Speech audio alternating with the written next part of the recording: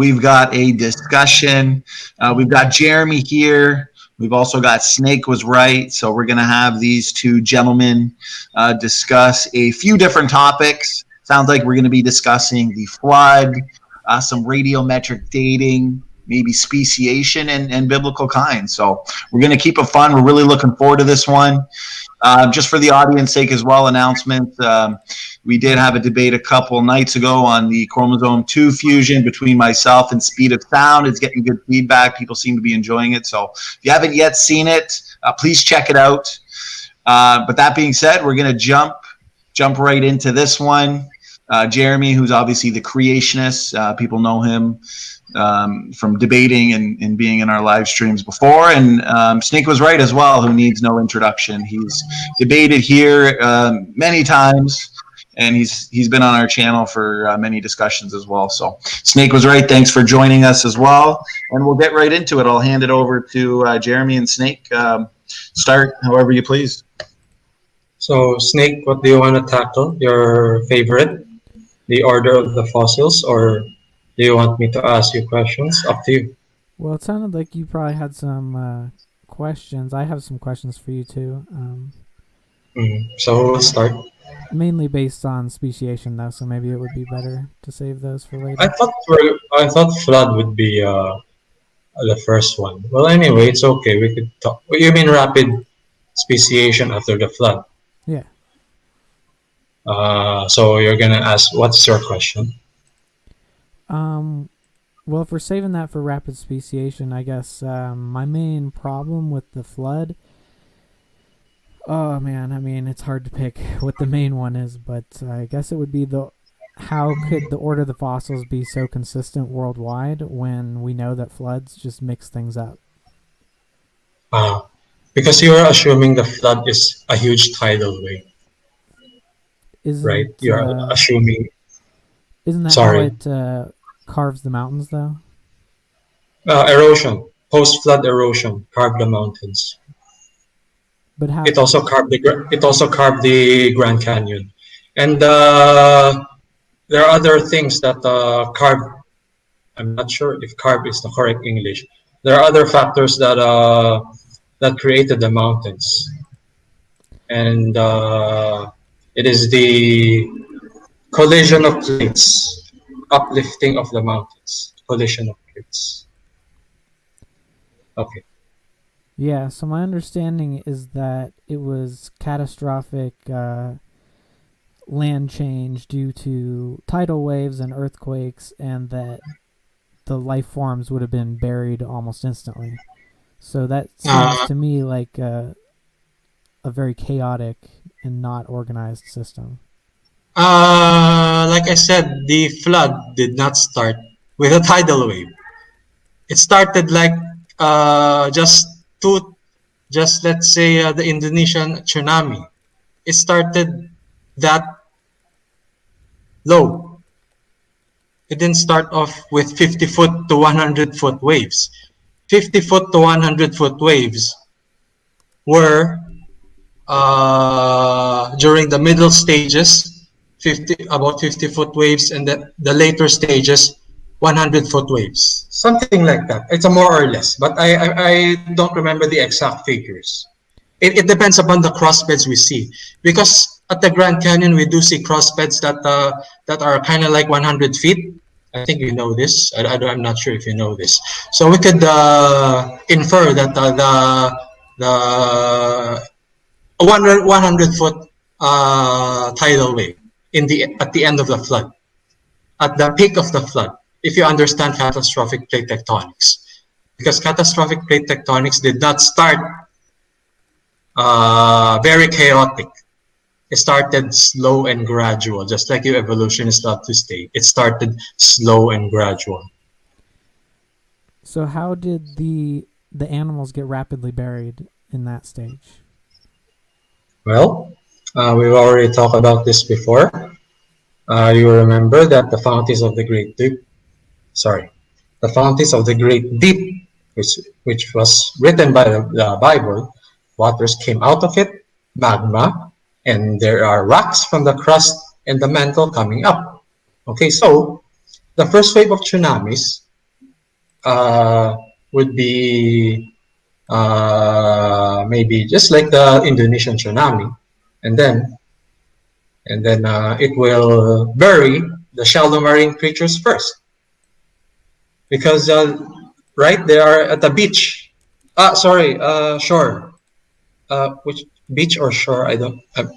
I'm confused. Sorry. Same thing. Yeah. Same thing. Yeah. Okay. Sorry. My English is yeah.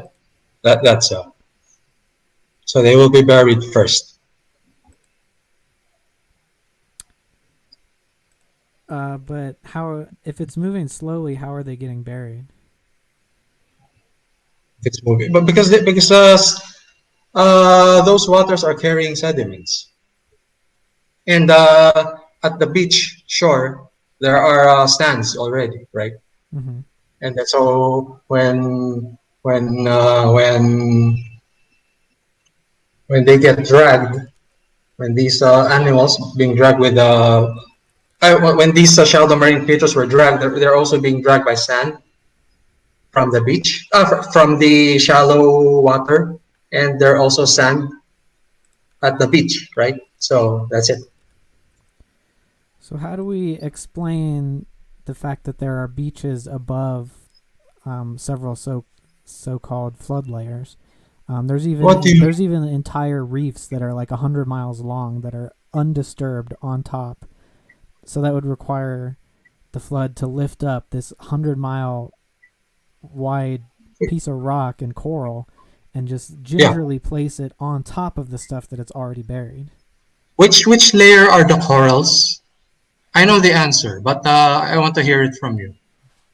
They're below. They would be buried before the beaches. So. Huh? Before the beaches? Before the beaches are the Precambrians. Yeah, but there's coral and fossilized beaches above the Precambrian. So, what's the problem? I mean, so how's like the flood lifting up stuff undisturbed from under the stuff that it's burying and putting it on in the middle? So you're asking me how those corals, which layer are we talking about? Which layer exactly? Because there are 6 mega sequence of rock layers. Which layer are you talking about? So assuming that the flood's coming up. Please tell me which layer are the corals. There isn't are a they specific everywhere? layer. Are they everywhere? Yeah. Or that's the thing. Is everywhere? They're spread throughout the whole thing. Okay. So you're right. It shouldn't be possible under the creationist model where the corals get buried first. We should only find them down. We should only find them in the lower layers. Well, at the later stages of the flood, the 50 to 100 foot tsunamis would carry those corals up. So there's a reef in Texas that it's 100 miles wide, and it's not broken up. It's not disturbed at all. It's just sitting there. So 100 foot high waves are supposed to lift a 100-mile long piece of rock without cracking it or breaking it. You are not looking at the big picture here. At first you were talking about the corals. I thought you were talking about the corals at the sea being lifted up. It's a fossil into reef. Those layers. Huh? It's a fossil reef. Yeah, it's a fossil reef. And you said there are reefs that are undisturbed, just like kind of like they did not suffer the flood. That's what you're talking about, right? Yeah, it doesn't look like they were lifted up through sediments by catastrophic forces. Of course. But that's what would have had to have happened for it to be placed in that sequence. Not necessarily. The flood did not cover 100% of the earth. Did you know that? Based on our model, there are parts of the landmass that were not disturbed at all. That is my answer. And so they weren't buried under any sediments? Some of them. But how many are you talking about? Well, I'm just talking about a specific reef in Texas, the Delaware Basin. I'm not so sure about that, but there are some parts of the world that was not affected by catastrophic plate tectonics. Just like the heat problem did not affect some parts of the ocean worldwide. Because there were more water, just like today, there were far more water pre-flood than post-flood. So So some are gonna be undisturbed, just some, not all. if that's your explanation that it's undisturbed, then it still doesn't make sense because it's in the middle of Texas, which doesn't have an Elevation. ocean in it. So it would have had to What be is the carried elevation? by the flood undisturbed What into is the the middle of elevation? Texas. What's the elevation of these corals? Um, How high are they? I'm not sure. It's a basin in Texas. I don't know what the elevation What is. is a basin again in other words? I forgot the English for that basin. It's kind of like a valley. Oh, a valley. Okay, better. So the corals are on top of the valley, correct? Yeah, I think so. And then covered with water, But right? it's in the middle of Texas though, so it's not currently near any beaches. Oh, so I said so some in a valley. It's even better actually. Of course, like I said, the flood is slow and gradual. Okay, and some It's parts of the world. it says it's You're googling it. 610 vertical meters above sea How level. many? 600 what? 610 meters above sea level. Oh, that's today. That's today, Sorry? right? That's today. That's the measurement today, correct? Yeah. But it was different before the flood because mountains arose, valleys sank. You know that catastrophic plate tectonics movements. Some movements are like this. Some movements are like that. So Do you how get did what I mean? Yeah, so was there an ocean in the middle of Texas No. that didn't cover it? At the valley. You mean in the valley? Yeah, it's in Texas. Texas is in the middle of the United States, if I'm not mistaken. Yeah. And the breaking up of the continents is the location of the primary location where the continents split from. There's a one supercontinent, right? The primary area where the continent split apart to the continent configuration we have today is the Mid-Atlantic Ridge. And because Africa and South America can be linked, with some features of it can be linked, and Europe and America too. And now, your corals, you're saying, is at the middle of America. So since it is so far, it's inland, okay, and the flood is slow and gradual, like I said at its first phase, then how can it be affected? And especially, it's in the valley. We're talking about miles and miles and miles here. It's in the middle of America, right? And it's on top of a valley, even better. I didn't even know it's on top of the valley until you say it right now, So there must have right? been an ocean there, right? At some point. Depends.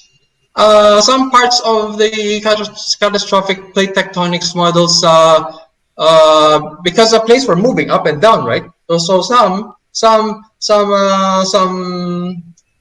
valleys would not be covered by water.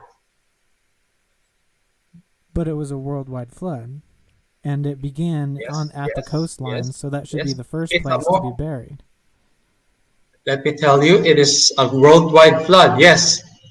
But there are isolated parts where there are still floods, but it is not that high.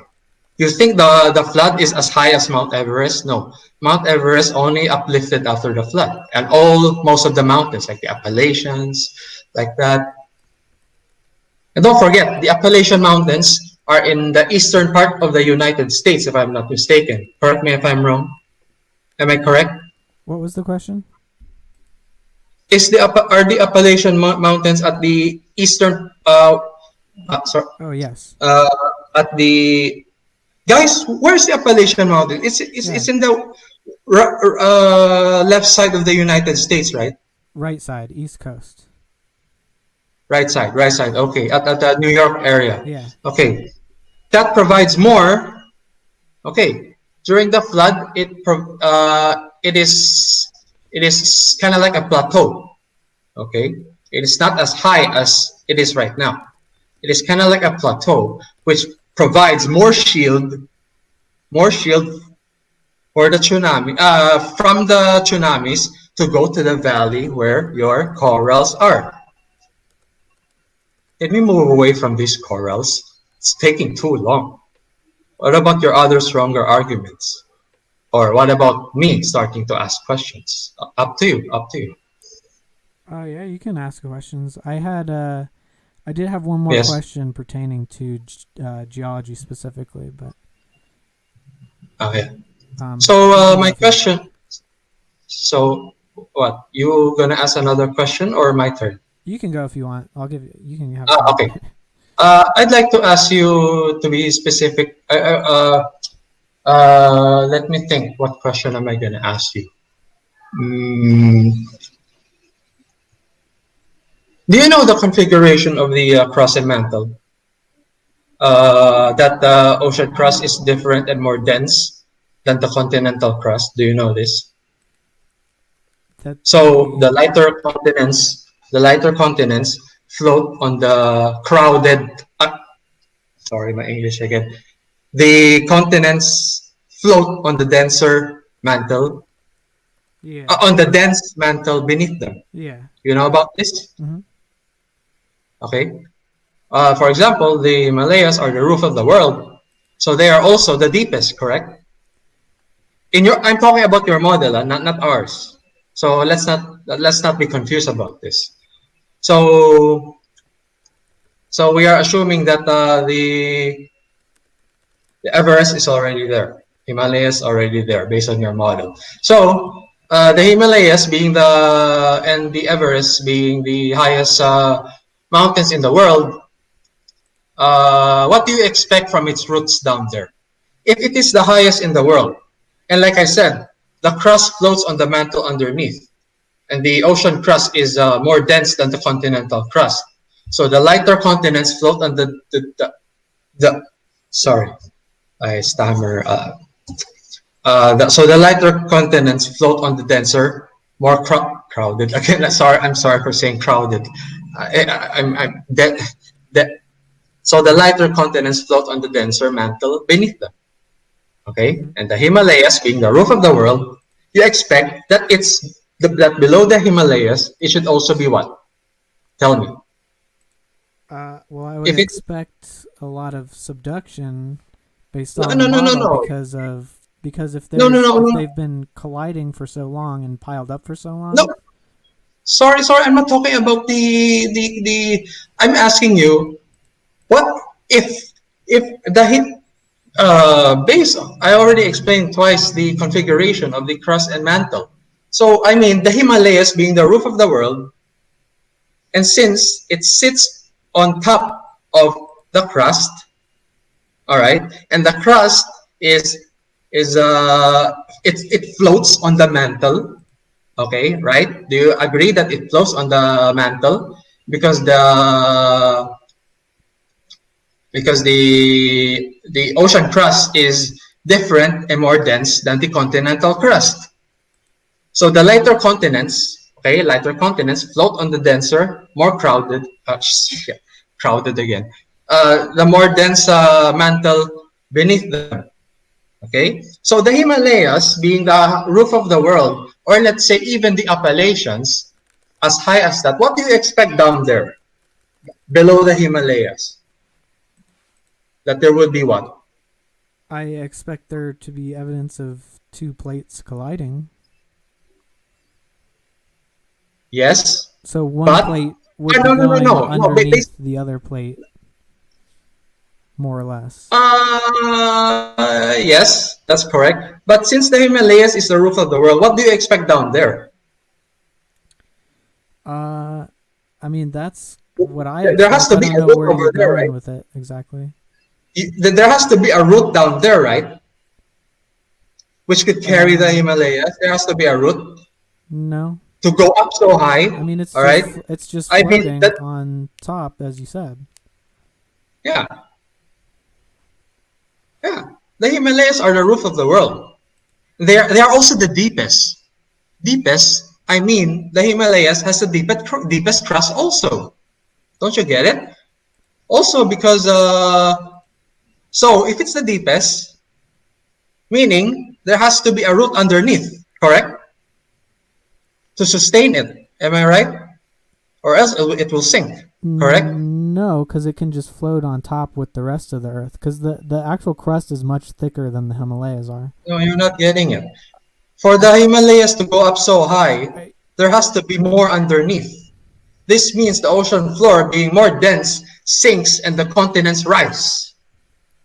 That is why the continents today are above sea level. That would be kind of like saying that if I have like I don't know, like a something that floats in water, and I just put a single grain of sand on it, and I say, well, it needs to be thicker on the bottom.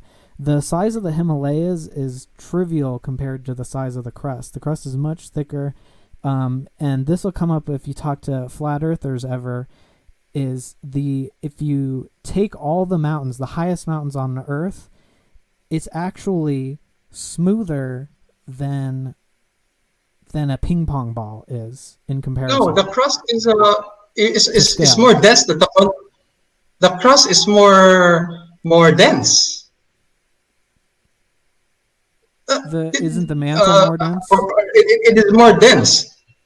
Okay, it is more dense. So this means that the ocean floor being more dense. Sorry. This means the ocean floor being more dense sinks and the continents rise. That is why continents are sorry. That's why the continents are at above sea level. Let me illustrate it to you. I hope we made a slide before this because I never prepare for any debates. Let's say, can you see my hands? My fingers? Yeah. This is the root of the Himalayas, and this is the top. Can you see me doing this in my hands? Yeah. Okay. This is the root of the Himalayas, and this is the top of the Himalayas. Okay, and it sits on top of the crust. Okay, and the lower the mountain, okay, the root gets it won't be as steep. So Himalayas compared to Appalachians, Himalayas higher. So Himalayas like this. There's a root to support it. Okay, and the Appalachian Mountains also.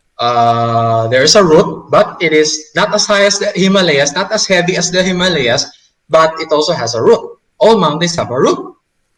Do you not know this? Yeah, I do. Okay, so my point here is this. I'm just not sure where you're going with it.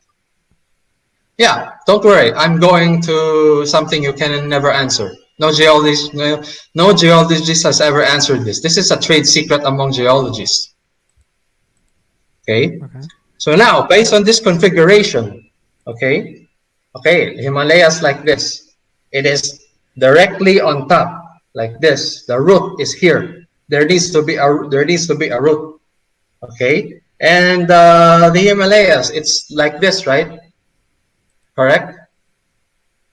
Yeah. And its root is over here. And the surrounding mountains of the Himalayas, some are lower elevation, right? So you would expect the root to be not as, for example, Mount Everest, its root should be the deepest, the more the largest, or whatever the English word is. Okay, and the Himalayas being lower than the Mount Everest should be kind of like this. Himalayas like this.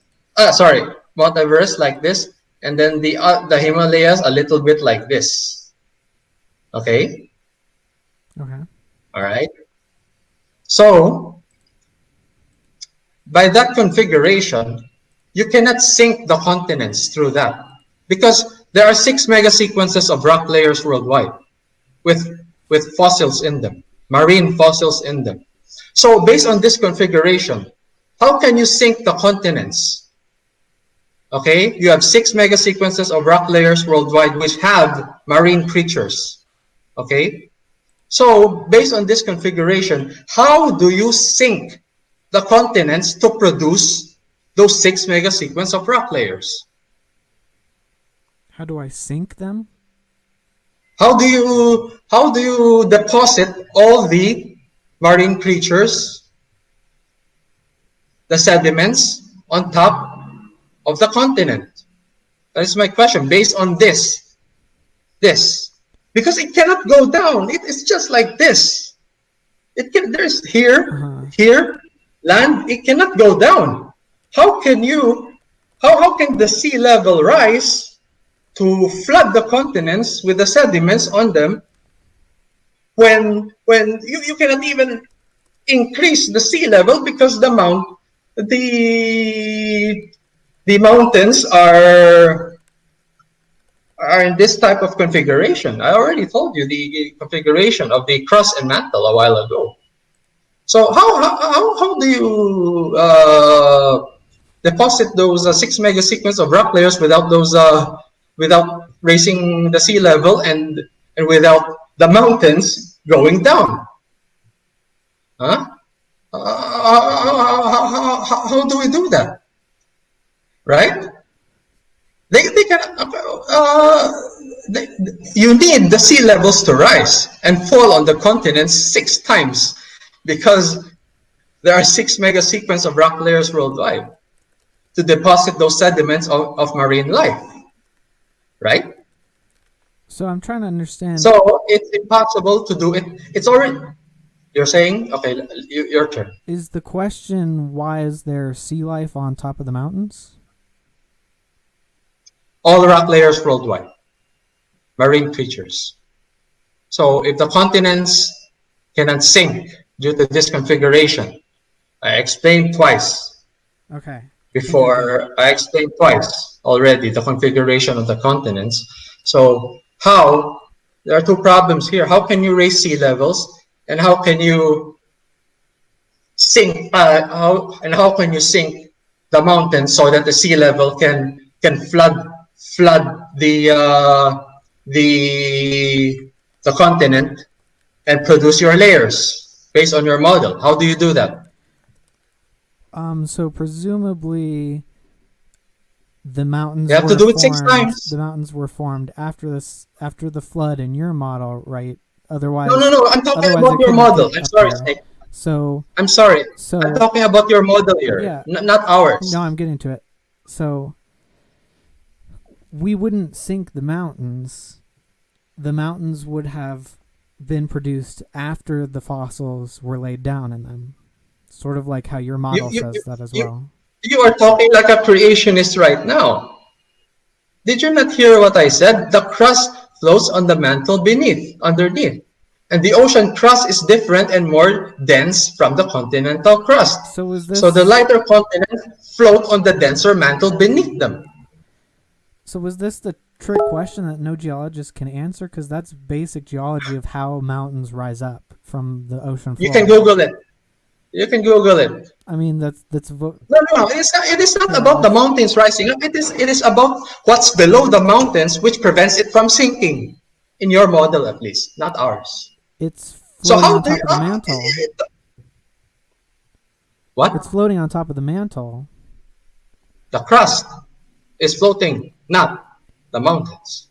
Yeah, but the crust is about like 10 times thicker than the mountain is tall. So it's I don't think the you are mountain getting is it. like not adding much more weight to it, so it can still float. What? You are not understanding my question here. I don't. Apparently not.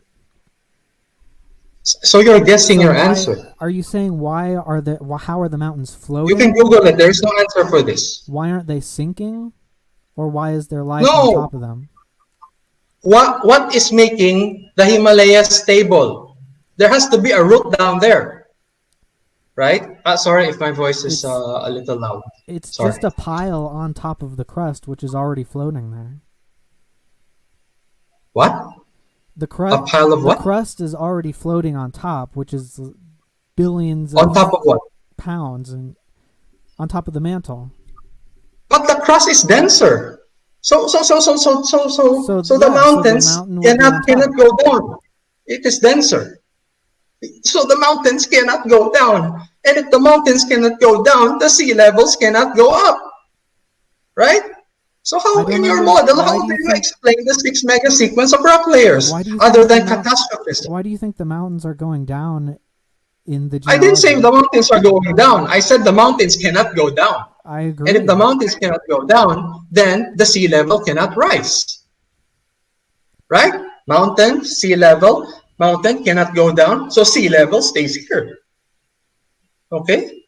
So the mountains have to go down so that the sea level will go up to deposit the sediments worldwide. How do you explain the 6 mega sequence of rock layers of marine fossils and sediments form? They need the sea level to rise and fall 6 to 7 times with the 6 mega sequence of rock layers, right? Worldwide to deposit sediments of marine life. And it's impossible to do it just once. You have to do it 6 times. But our model does explain that. So it's impossible for... The crust is denser, don't forget. It's impossible for that is why the mountains sea cannot level sink. to go up and down unless the mountains are going up and down? So, sorry, come again? So you're saying it's impossible for the sea level to change unless the mountains are going up and down? So what? The sea levels cannot go up? Yeah, yes, something like that. I mean, if all the glaciers melt, then the sea levels rise too. The what? The glaciers? Yeah. I'm talking about the waters of the world, not just the glaciers. And do you subscribe to Pangea? What do you mean subscribe? I mean, I guess you guys... So when Pangea changes, when the plates shift on the crust, some of them dip under the water, and some of them get pushed above the water level. And okay. I mean, it's the same thing whether you think that it happened really quickly or very slowly. I don't understand what you're talking about. It doesn't require mountains to go into the water to displace the water to rise it. But if a tectonic plate meets another tectonic plate, it can start to go underneath. Crust, denser, mountain on top of crust. How do you sink the mountain so that the water levels would rise? No one's trying to deposit sink a the mountain. 6 mega sequence of rock layers. We're taking too long with this subject alone. I don't know why anyone's trying to sink a mountain. Because you need the mountains to sink in order to deposit, in order for the sea levels to rise. No geologist would ever say that. Really? That I'm aware of. Google it right now. Google what? Mountains dip into the water? Because right now, what is happening to the mountains? They're going up inches per year, right? Sorry. Yeah, it is still moving, right? Going up, correct? Why is it going up, not going down? Because the crust floats on the mantle beneath them. Okay, and the ocean crust is more dense than the continental crust. So how can you sink the mountain? That is why it only goes up. Because you cannot sink them. Who's saying Or- that the mountains need to sink? In order for your 6 mega sequence of rock layers to form, you need the mountains to sink so that we're going back and forth here. You need this is the waters, right? The waters. Can you give me this is some the sort of mountain, citation example. for this? You need what? Can you give me some sort of citation for this? Because I've never heard anyone say that the mountains. This is a trade secret. This is a trade secret. This is very obvious. All geologists agree that the crust flows on the mantle underneath. You know why they suggest But I don't think catastrophism? that they agree that the mountains Why do you know? have to sink. Sorry. Where They have to sink so that the waters. where does a man. geologist say that the mountains have to sink? How else would you deposit the 6 mega sequence of rock layers? Do you know why? Do you know why many geologists have postulated or suggest the catastrophism model? Because they cannot explain this. So they need a catastrophe to lay down the dinosaur layer, the iridium layer, for example. Well, they used to think that, and then they abandoned catastrophe. that model like a couple hundred years ago because it doesn't work. No, it was only 20 to 30 years ago. No, it wasn't. They did not abandon it. It is still theoretical Catastrophism up was to now. not in geology 20 or 30 Catastrophism. years ago. I guarantee you that. Which one again did they abandon? Catastrophism was Catastrophism? abandoned like almost, if not more than 200 years ago. No. That's why no one will hire a catastrophist geologist to find oil for them, because it doesn't work. That's the ultimate test. Are oil companies hiring you? Are mineral companies, are miners hiring you guys? No, they're hiring real geologists because their models actually work. I hope I remember the guy who wrote about this. It was only 30 years ago. It's only 30 years ago that he invoked. So you're telling me those 6 mega sequence of rock layers were none of them were deposited by catastrophism? What about the meteor that crashed in your model and buried the dinosaurs? Is that not catastrophism? Why do they need to invoke that? Catastrophes exist. Floods exist. It doesn't mean that it's the only thing that ever happened. So there's so some you just said meteors. that catastrophism was abandoned 200 years ago. That's not catastrophism. A meteor hitting is not catastrophism. It is catastrophism. It almost wiped out the dinosaurs. At least that is one explanation. A catastrophe is not catastrophism. Catastrophes happen. That's not the system. Catastrophes happen isolated. Catastrophism is the idea that it was only possible to be formed via a catastrophe. Okay, say again. Say again, please. So catastrophism is the theory that the changes in Earth's crust during geological history have resulted chiefly or exclusively from sudden, violent, and unusual events. And that's not modern geology. Geology has catastrophes, but it's not catastrophism. But why are we defining terms here? It also has. Can you explain the 6 mega sequence of rock layers, how they form, based on the configuration? There's also gradualism, and yeah, I know there's gradualism, but the crust flows on the mantle underneath, and the crust is more dense. So how do you sink Mount Everest? So that we could deposit marine life on top of Mount Everest. How do you sink the root of the Himalayas and the Mount Everest to deposit those 6 mega sequence of rock layers? You couldn't fit. Unless you couldn't fit that much dirt in a mountain. Huh? You can't fit that much dirt in a mountain. What do you mean I can't fit that much dirt in the mountain? Mountains are so small compared to the thickness of the crust.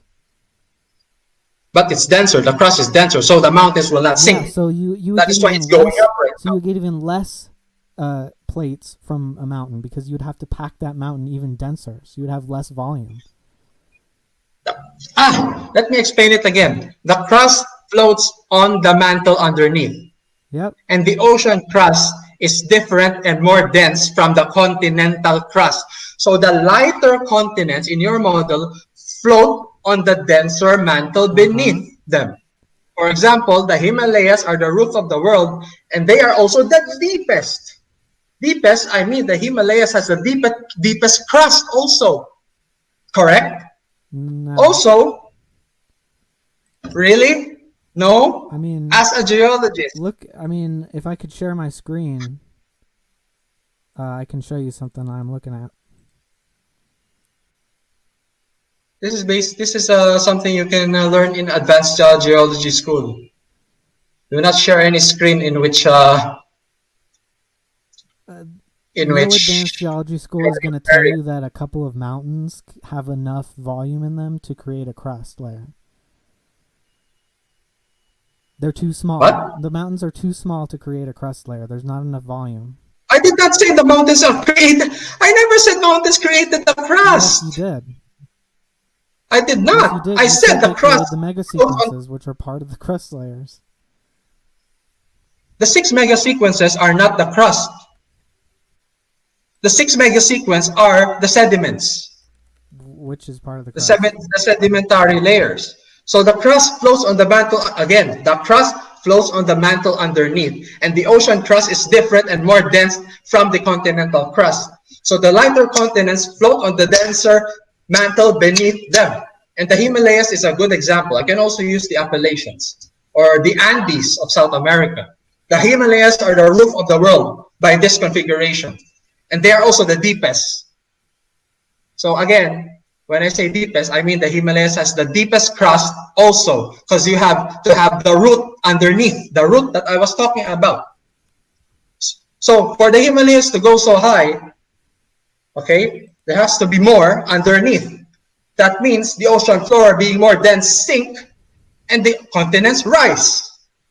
That's why continents are above sea level today. No, mountains aren't heavy enough to make the crust sink. It's just a little tiny pile on top of a very thick crust. And I could show you a picture of that if I could share my screen. I don't know who's in control of that. The mountains are not big enough. The mountains are not big enough to weigh down the crust, and the mountains are not big enough to create a crust.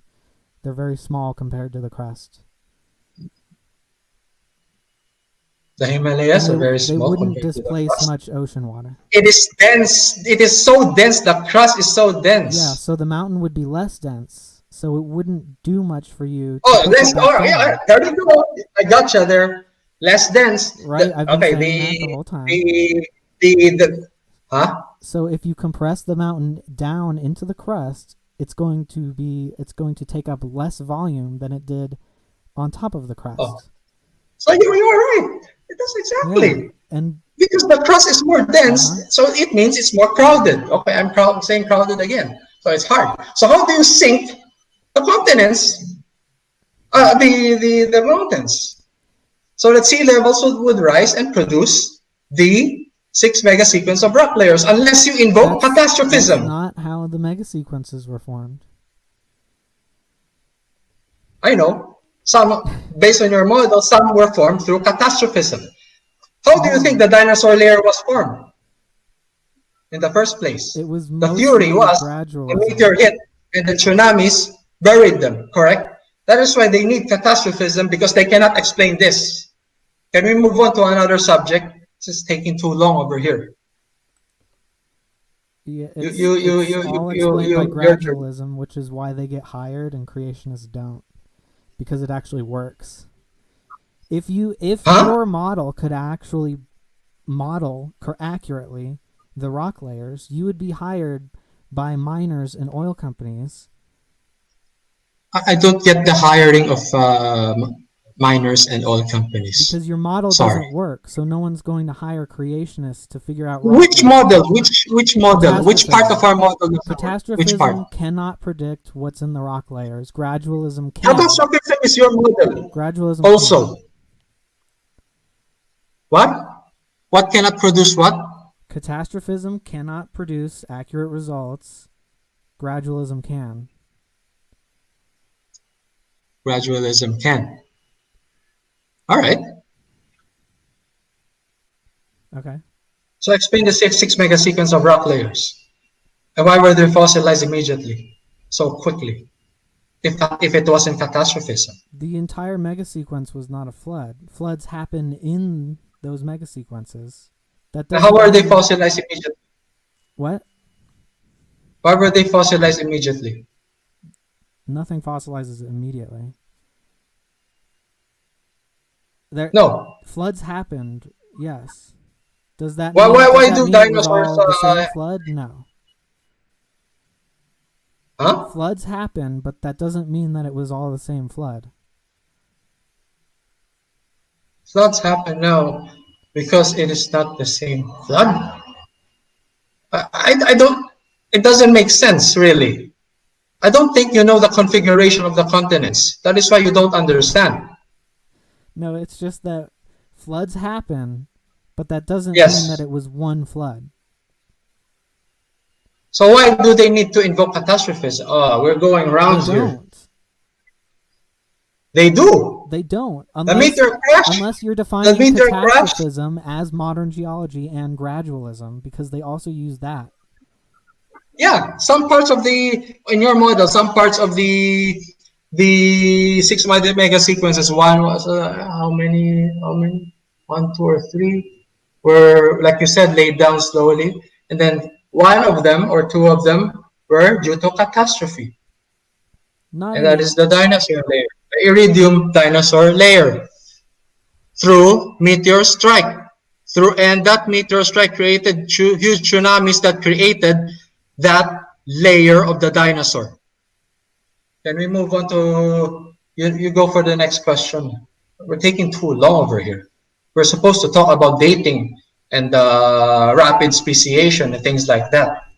So my question. Do you have any other questions? My question was about going the to flood? be, how come no one hires creationist geologists?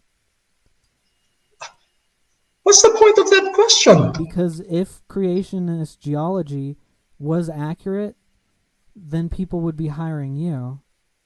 But it's not accurate, so no one uses it. Let me tell you a little story. There's a guy named Dr. Andrew Snelling. He's a geologist from Australia who works at Answers in Genesis. He tried to go to the Grand Canyon once to correct some rock samples. He wasn't allowed to because he was a creationist at first. But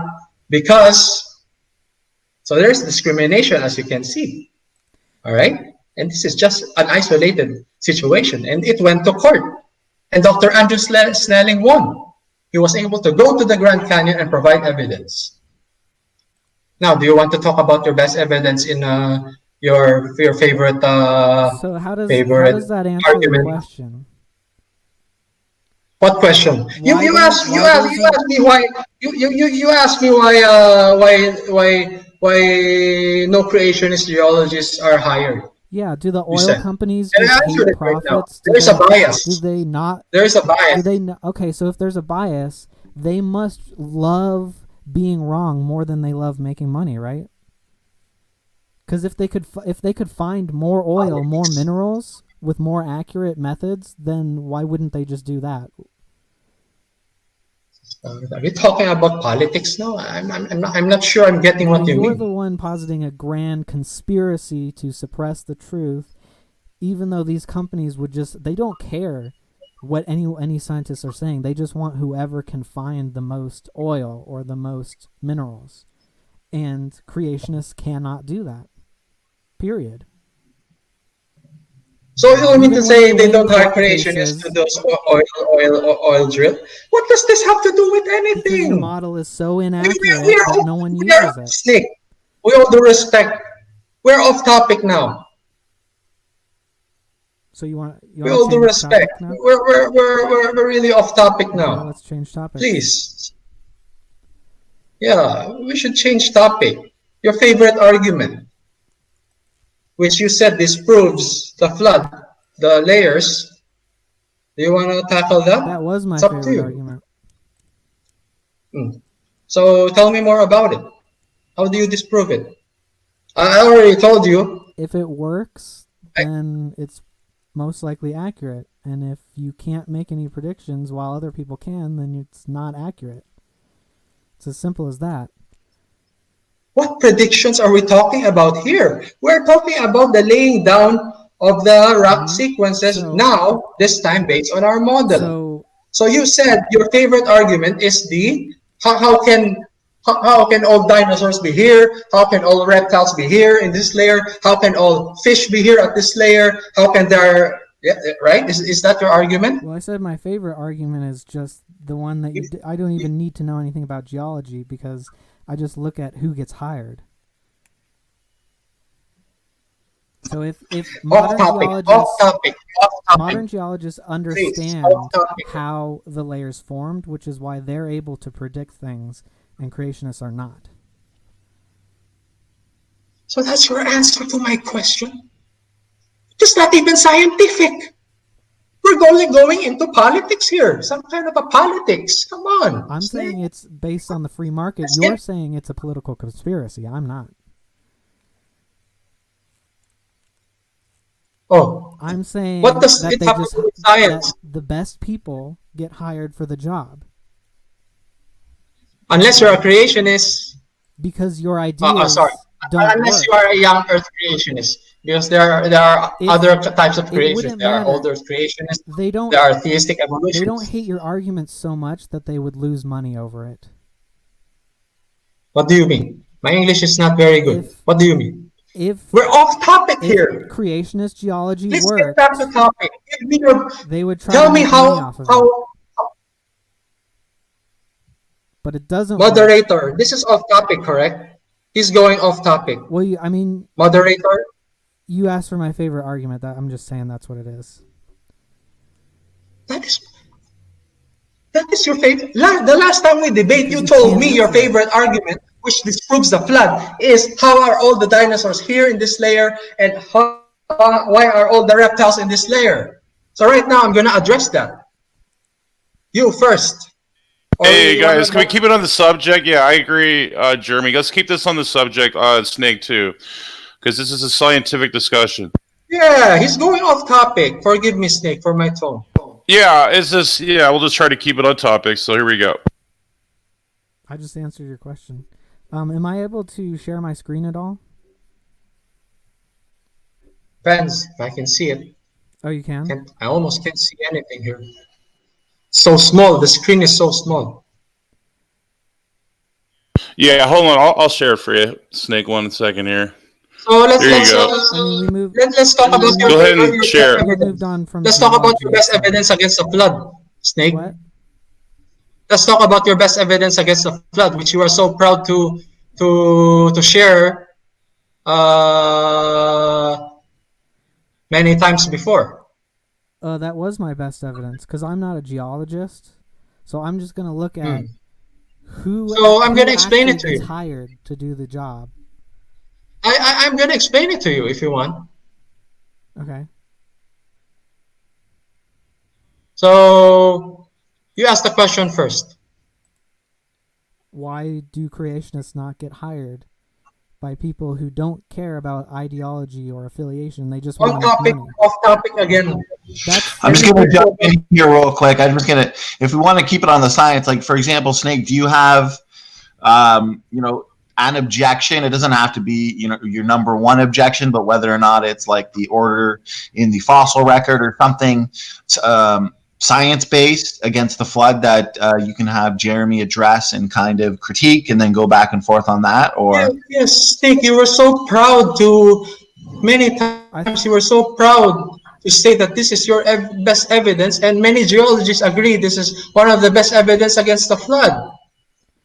Why are dinosaurs so organized in this layer? Why are reptiles so organized in this layer? You can't explain that because floods mix things up. Even really slow floods. But I thought you wanted to move on from geology. Can't mix things up. For example, let's say a whale. There are also water ecosystems. Ecosystems in the water where some animals, some marine life or whales live here, and sharks live here in different locations. Okay, so in the fossil record, tell me, are they buried together or not? Depends. Sometimes. What do you mean it depends? There's sharks throughout the whole thing. Of course, some sharks are typical of certain layers around the entire Earth, which would be impossible for a flood to do. So sorry, some whales are not in the whole world. Not in all the layers. Extinct sharks of the same species are all found in the same layer across the entire world, which a flood could not know how to do. So you're telling me whales cannot be transported to land? I'm telling you that they couldn't be uniformly transported in the same way, in the same pattern throughout the entire history of the entire flood. They would get mixed up randomly. You'd have some up above, some below, some tangled up and stuff. But instead, we tend to see the same species in the same layer. Of course. That's what you would expect in a flood, global flood. All right. Some whales live here. Some whales live here. Some whales live here. Some whales live here. The pre-flood world was teeming with life. So some whales will be buried. Whale groups will be buried first, and then the other groups will be buried into another rock layer.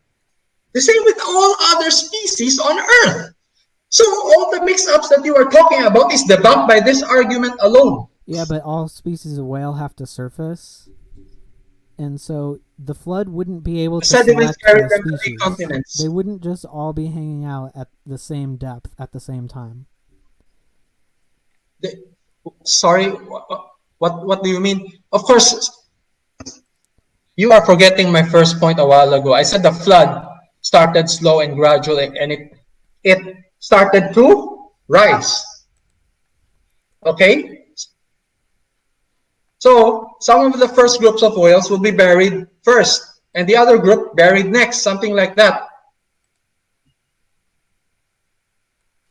Because there are different. There are whales here. There are whales here. There are whales here. The ocean is too huge. So there are a lot of what do you call that? Whale places. Whale. Don't know the English word. Whale. There are whales in this part of the ocean. There are whales in this part of the ocean. There are whales in this part. So those tsunamis that will carry the whales. Okay, for example, the whales here would put them in this layer. And then another tsunami would put these types of whales on this area. So the entire species would all hang out in the same place at the same time. Unless God, being a master designer, would put all the whales in just one location. So he could kill them all for the They were all buried together. So in two scenarios, I gave you two scenarios on how to debunk and how to prove it. Either it's mixed up or not mixed up. No problem for us, for our model. Did you get what I mean? The same goes with sharks, everything in the fossil record. That is a problem for your model because you guys don't understand how the layers actually form, which is why you can't find minerals, which is why no one hires creationists. We can't? Huh? What minerals are... We're back at the minerals again. Can you please really elaborate on the minerals? So we understand what minerals form, why, and what geologic processes. And the reason we test that is because we can go out and find them reliably based on those methods. So those methods only work in modern geology. So you mean to say that we do not have the minerals to deposit the 6 megaseconds of rock layers? Is that what you're saying? No. I'm saying that creationists don't understand how the layers were laid down, so they can't find what minerals are mixed up where. But modern geologists can do that, which proves that they know what they're talking about. Okay, you did not answer my whale thing, and then now you shifted to this mineral thing. I asked you, why would every member of the entire species be hanging out at the same depth at the same time worldwide? Without exception. What do you mean? We don't find. I already said marine creatures first, right? We don't find the old species of whales in the upper layers, even if they were surface type whales. Oh, I already told you there are whales. We find animals that live at the surface of the water at the lowest parts layer at the lowest layer. You're telling me there's a whale on the lowest layer, on not the lowest layers, but right? lower. There's a whale on the lowest layer. Slow and gradual. You said that's impossible to deposit a whale like the small, slow and gradual. I mean, we started with the Indonesian tsunami, and look at how much material the Indonesian tsunami brought into another cars and so on, brought into to a place. So you think it cannot this starting point tsunami cannot drag a whale into the first layer? No, I'm saying that it can't do it with every member of that species the entire world over and exclusively in that layer.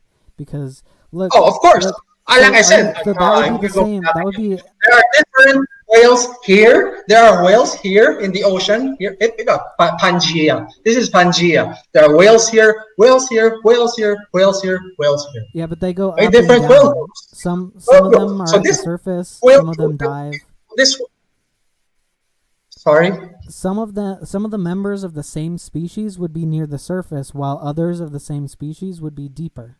So why are all members of the same species found exclusively in the same layers around the entire Earth? Thank you for asking that. Thank you for asking. Let me finish. Do you see the picture on my screen? That would be like this flood causing only telephones to be found in the bottom layer, and only laptops to be found in the next layer, and only cell Okay, phones to I'm be in the really next glad layer. I'm really glad you opened this issue up, because a smart engineer like God, okay, like I said, there are two scenarios. One is the whales are on different types of whales different whales live here, live here, live here, live here, live here on this is Pangea, whale here, whale here, whale here, whale here, whale here. Okay, so first scenario, okay, those first tsunamis, like the Indonesian one, could put them at the first layer because they're strong enough. Okay, but some will not be buried. Not all, because we only found a few whales. Don't tell me we found a lot of whales in the first layer. No, I'm not saying the first Okay. layers. You just said the No, I first said the layers. lower layers of the Can we mammals. please rewind this thing? Okay. You were saying that let's for example, you were saying that all the whales are in one layer, correct? Certain species are exclusively found in certain layers. Yes, because they live on a specific place in the ocean. But whales And can't then do that. driven by the Whales tsunami can't do that. during the Whales have to come up. Whales Huh? can't do that. They have to come up for air. So you're saying every single species was at a specific depth at the same time as the flood killed them. I don't understand what you're talking about, really. Yeah. Same depth, So same depth. that would mean that every member of that species of whale would have to have been buried at the same depth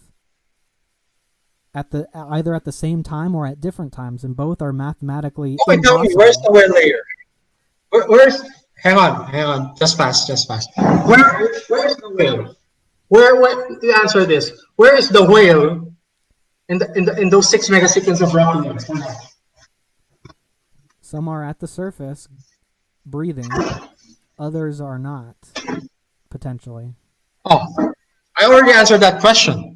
Because some whales live here, some whales live here, some whales live here, some whales live So here. every member of the entire And then species comes up for the breath at the tsunamis- same time?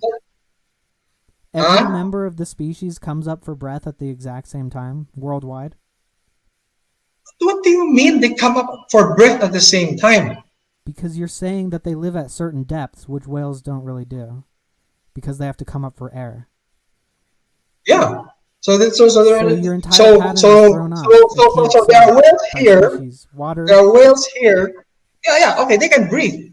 They have the surface to breathe on this part of, let's say, west of Pangea, But in west order of to get in the Pangea. same layer, they would all have to have breathe. the same breathing schedule, exactly the same breathing schedule, and that's absurd. Oh. So what's the That's problem? absurd. See, A smart engineer like God would not worldwide, use a flood. they have the same breathings. Oh, so what's the problem? There are Because groups of whales here, why would which are trying to surface and breathe, and here, and they were buried at the same and they're time. all in sync? Or another scenario, God, the master designer, put all whales in just one location. Why wouldn't he And just then, snap his fingers and make it exactly how he wanted? Why go through this year-long process? He could just snap his fingers what? and just get rid of the people he wanted to get rid of and not have to kill 90% of all life just for existing on the same planet as some guy who ate an apple. Can you tell me that in a better English way, because I don't understand. It's kind of like poetic something to Yeah. me. Can you explain it in God a better way? God could have just instantly made the world how he wanted it to be. He could have instantly gotten rid of the sinners, and he could have instantly made Sinners? the world mountainous and different with Off and he could topic. have spared the 90% of creatures that he drowned for no reason. Like, why didn't Moderator, forgive so those mistake. species Moderator, let's those go into another species topic. those species obviously could not survive the flood. 90% of species at least could not survive the flood. Why weren't they given a spot on the ark? So you're talking about the heat problem here? Heat So are we going there now? heat problem?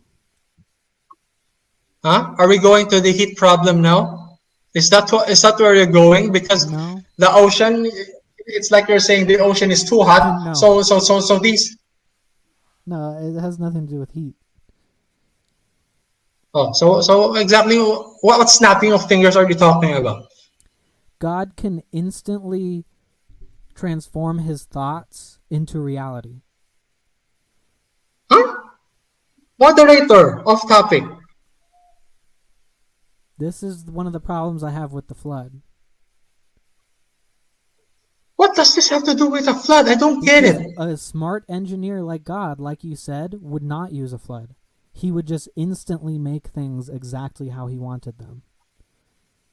And spare Because and of he would sin. spare So you're there because of and he sin. would That is why he catastrophic would spare the plate tectonics happen. We are not talking about science right now. We're talking about doctrine or something over yeah, here. so Moderator, science going versus off topic. religion, your religion is very much in topic. I can attack He your is religion. going away from the topic, moderator. Please. This is the topic. This is your religion. This is what you have to defend. You also have a religion. No, I don't.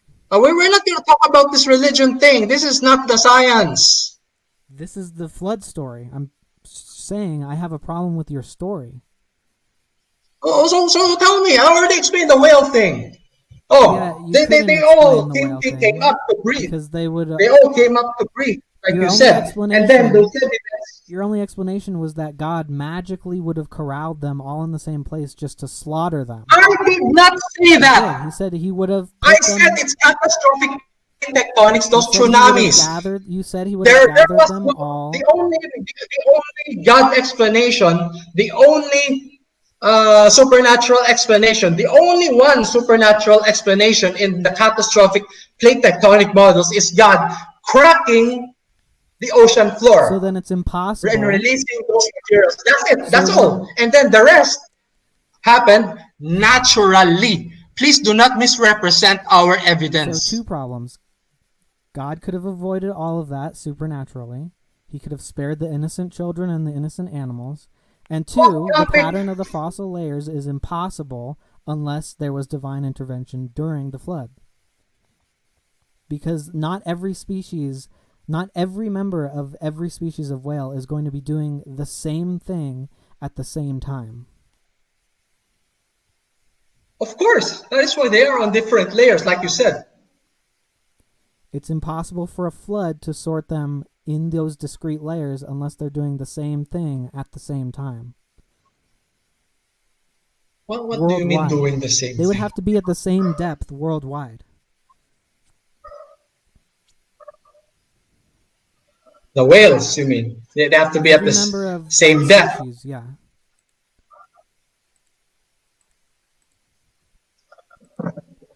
So every member, each layer you see here, would have had to have been every member at the same depth at the same time. Otherwise, they would have all just been mixed up because some of these down here might be breathing at the time that these other ones are diving down. Are they all breathing? Do they all look like they're all breathing? Have to breathe. They're whales. No, when they surface. Sorry, when they surface. Yeah, they usually breathe when they surface. So what's the problem? So there's no way for a flood that randomly mixes things up to put them in discrete layers like that are exclusive. Well, why? At this point, okay, this is Pangea, right? The whales are right here. And the whales here are breathing. And then one tsunami transports them to a location. Okay? In one location. Okay? Because tsunamis in our flood model, this is Pangea, right? Tsunamis can go this way towards the Pangea. Okay?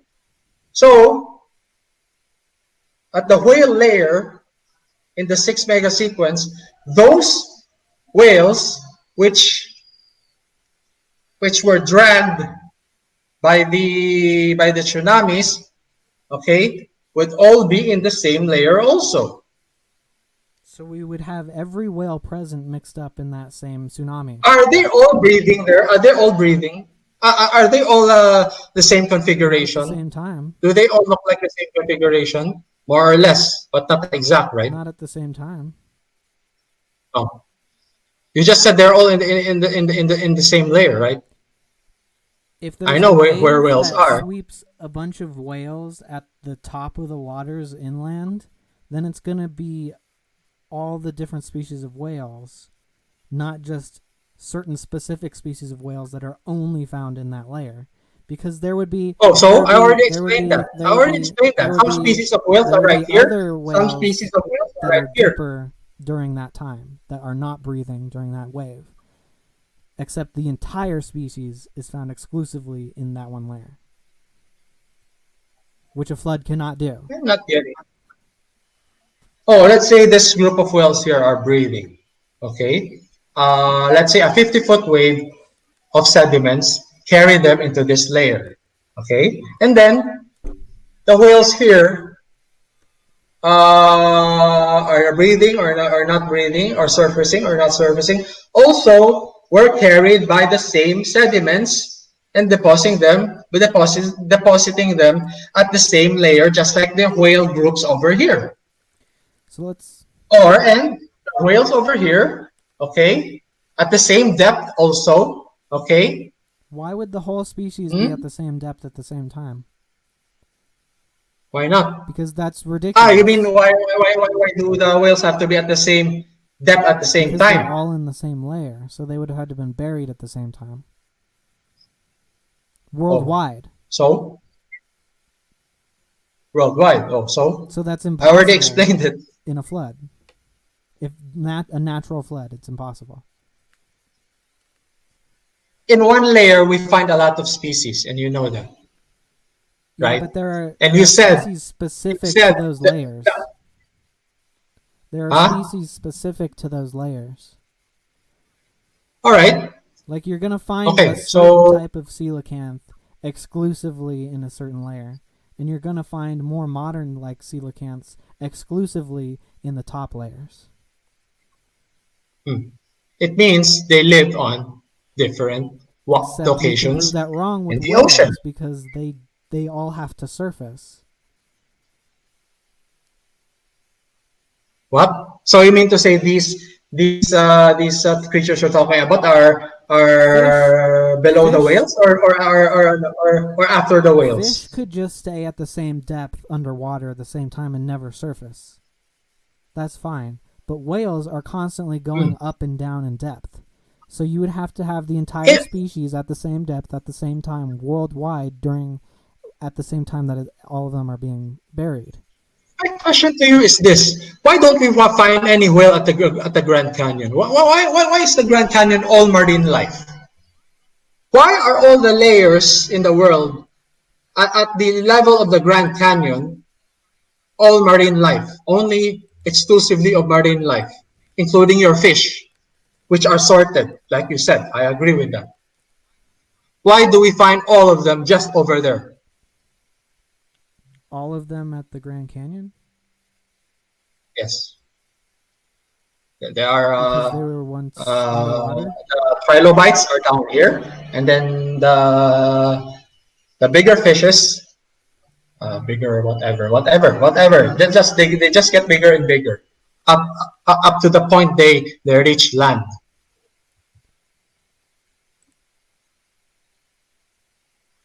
So why? It is all over the world. Yeah, if it's in the same pattern all over the world, it couldn't have been caused by a natural flood because water doesn't behave like that. Yes, it can be because the water levels at the start of the flood were just about just like the tsunami of the 2003 Indonesia, and those animals live on different places, so they would be buried, sorted, of course, in different layers. Obvious, Except right? not all animals do live at the same depth.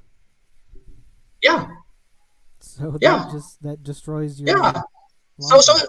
mix-ups do occur. Mix-ups do occur. You said you always love to say mix-ups. Okay, so here we go. Mix-ups.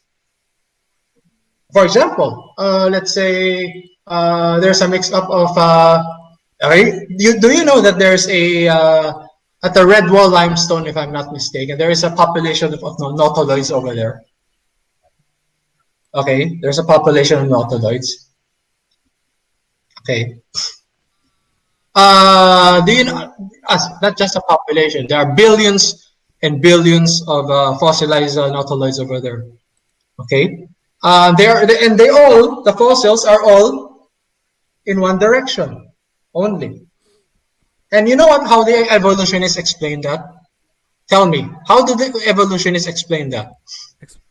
Why are all these nautiloids? Sorry. Okay, tell me what evolutionists say how the red wall limestone formed. Or if I'm not, I forgot which layer, the layer which houses the nautiloids. Whatever layer it is. I think it's red wall. I just forgot, really. So how do evolutionists explain how the layer formed? Not the nautiloids, okay, not the nautiloids. Nautiloids, we go to nautiloids later. So how did that red wall limestone form based on your model?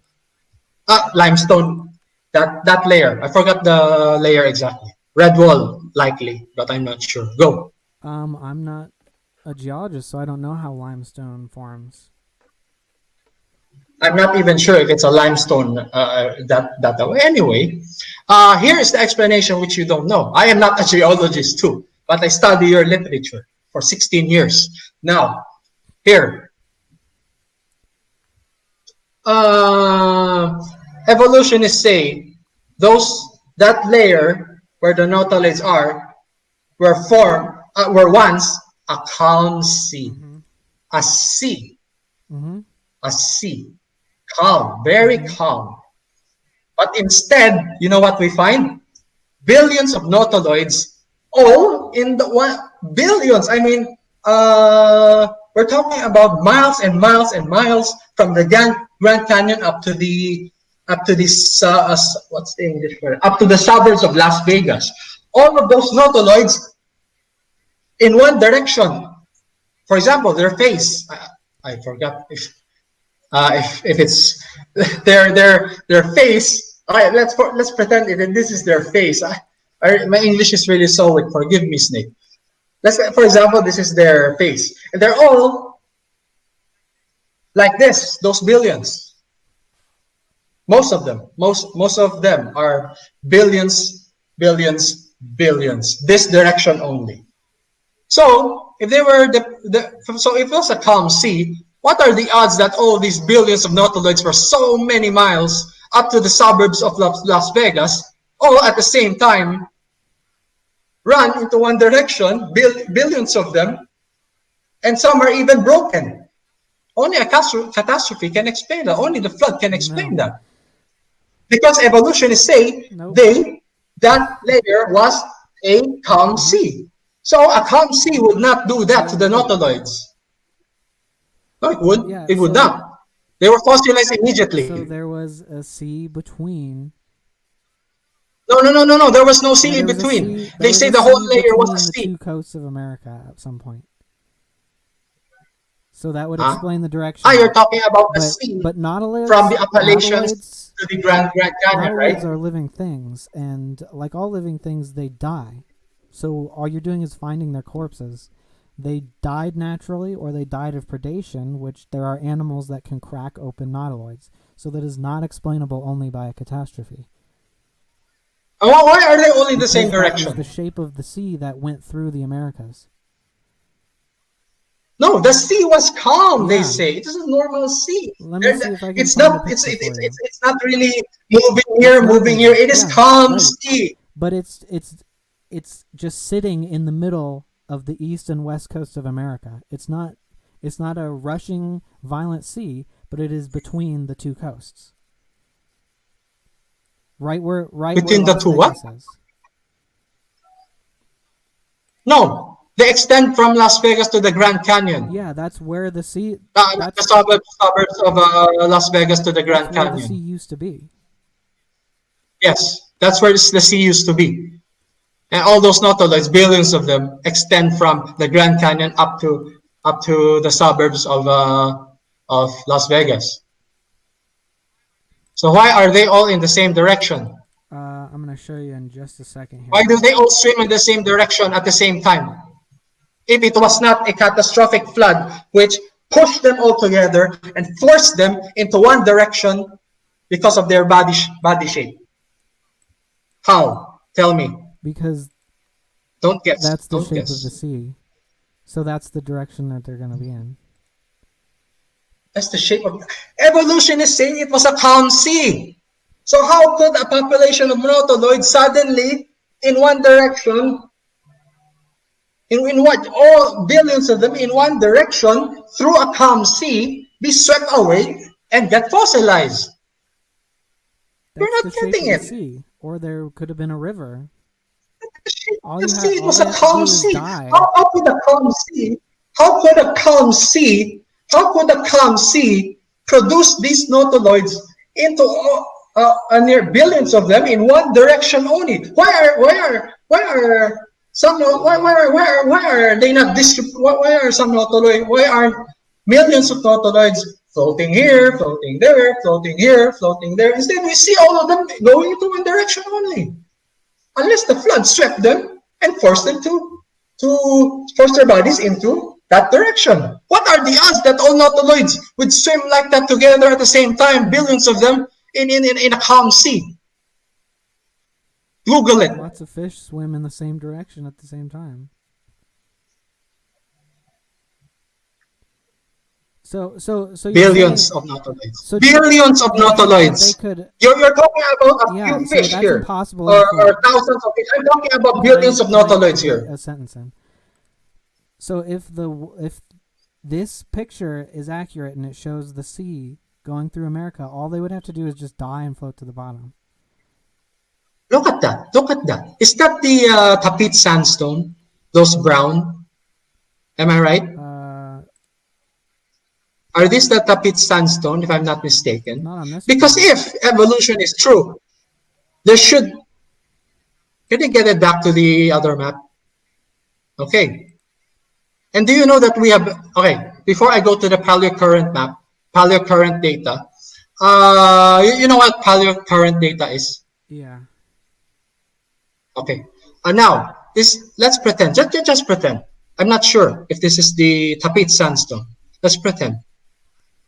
It looks like the Tapit sandstone because it's because the Tapit sandstone is the same color with the Coconino sandstone, color desert, the African desert, color desert. So this is the Tapit sandstone.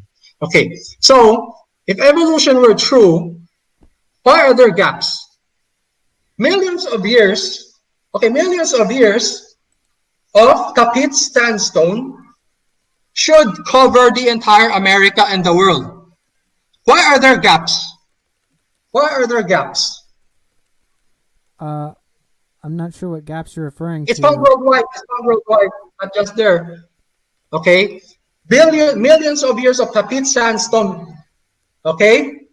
Here, in this, for millions of years, they stack up together. So, if they stack up together in the whole world, why do we find a huge gaps here? Why do we find these bluish color here? They should all be uniform. Is uniform the correct English? We should find them all here. It should all be colored brown. Explain that. Worldwide. Worldwide. It's not just North America. That's North America. We should expect more uniform, more homogeneous layers under a Yeah, flood. exactly. That's under my a point. flood. That's my point. That's my point. That's my point. Don't change subject. That's my point. So can I address a couple of things you said? Oh, yeah. Under a flood. We would expect sediments, some of the sediments, okay, we would expect some of the sediments would be deposited up to this area only. Okay, look at the west side of it. The west side of it is where the Grand Canyon is located. Okay, there, Nevada and Utah, somewhere there. And the east side is the Appalachians area. Okay, so for example, you would a huge tidal wave. This time, a huge tidal wave carrying sediments go to the continent. Okay, they go to the continent. Now, it will lose momentum, right? When it's running, it would lose momentum, right? And if it loses momentum, what will happen? It will stop. That is why there are gaps. Look at that. There are gaps because they would lose momentum. Right? They would lose momentum. We're talking about the whole North America here, from Los Angeles to New York. So why isn't it, for millions of years, it should all be brown? Why is it not all brown? We find this worldwide. That means a flood did it.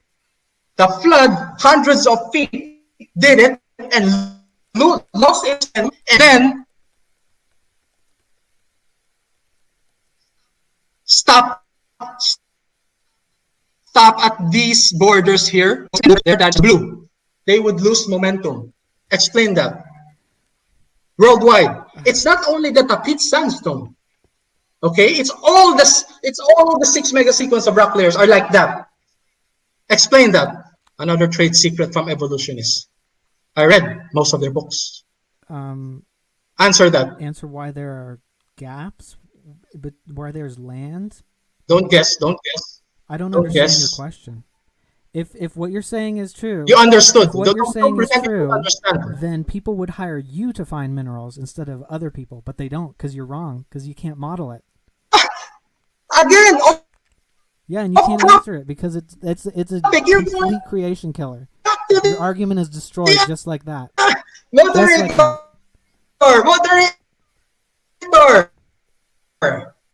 Isn't he going back off topic? It's How many times did he say this is geology? Creation is from? You can't answer something. You're going to say I'm not a geologist. This is how we know geology works. Whether you can find. Wait, you say I'm not a geologist, so I'm wrong about this. Explain why. Can you stop? Why there are gaps? Explain why there are gaps. Right now, explain why there are gaps. 5 minutes, man. Oh, explain. You're going to talk explain. Over me. Because you're not explaining. You just went over another topic. You didn't even let me get one sentence out. So go. I'm going to keep waiting for you to stop talking. How did it work? I'm going to wait for you to stop talking. Go. Stop talking. Okay. So, if that were true, you would have a model that would be able to make predictions accurately. You don't have that. So there's a couple things that you said that I wanted to address. You were not answering the question. There's a couple things you said I wanted to address, and you're getting angry because you can't address any of it. So, do not bait and switch. Answer this question. Why do we find all rock layers like this worldwide? Like what? Where are they gaps? Gaps in what? I don't know if it's a language barrier or you're just trying to pretend to be dumb here or something. If there are millions of years of land accumulating sand for millions of years in all continents of the world, we should get back to the other slide. Okay? Millions of years. All tapit sandstone in the world should be seen this color. This isn't a map of all the of it color. should be color brown. Supposed to be accurately It's the same as the representing. Coconino sandstone. Coconino sandstone This is like is this too, not- but its configuration This is not representing what kind of stone there is. You don't know what they're talking about. This is If not a there are map of the stone listen type. carefully. This is a map of where the oceans I are. am talking my best English here now. If there were millions of years of this tapit I'm sandstone, gonna start timing how long you're talking. Okay, here I'll step in here. That's why I am wrong, right? I'll step in here just as moderator real quick. What we'll do is we'll take it slow. We definitely want to make it equal time for both participants. Jeremy, if you do have a specific question, if you want to just formulate it the best you can and direct it at Snake, and then we'll allow Snake to answer it in a way and in a fashion that he sees fit. I already gave him 3 questions and he did answer all of them. Understand what he's asking, SFT? Do you want to get back to the Himalayas because you cannot answer this? Because you did answer the Himalayas before, right? And you are satisfied. Do you want me to debunk that? Unless you guys want to move to another topic in relation to the flood. I mean, do you guys feel like you've addressed 2 things he said? Okay. So what we'll do is we'll allow Snake to take as much time as he needs to address those things that he feels need to be addressed, and then we'll allow Jeremy to respond in the same manner. Jeremy, you'll be able to take as much time as you'd like as well. Okay, go ahead, Snake. Oh, answer this, Snake. Do not say I'm not a geologist. Excuse.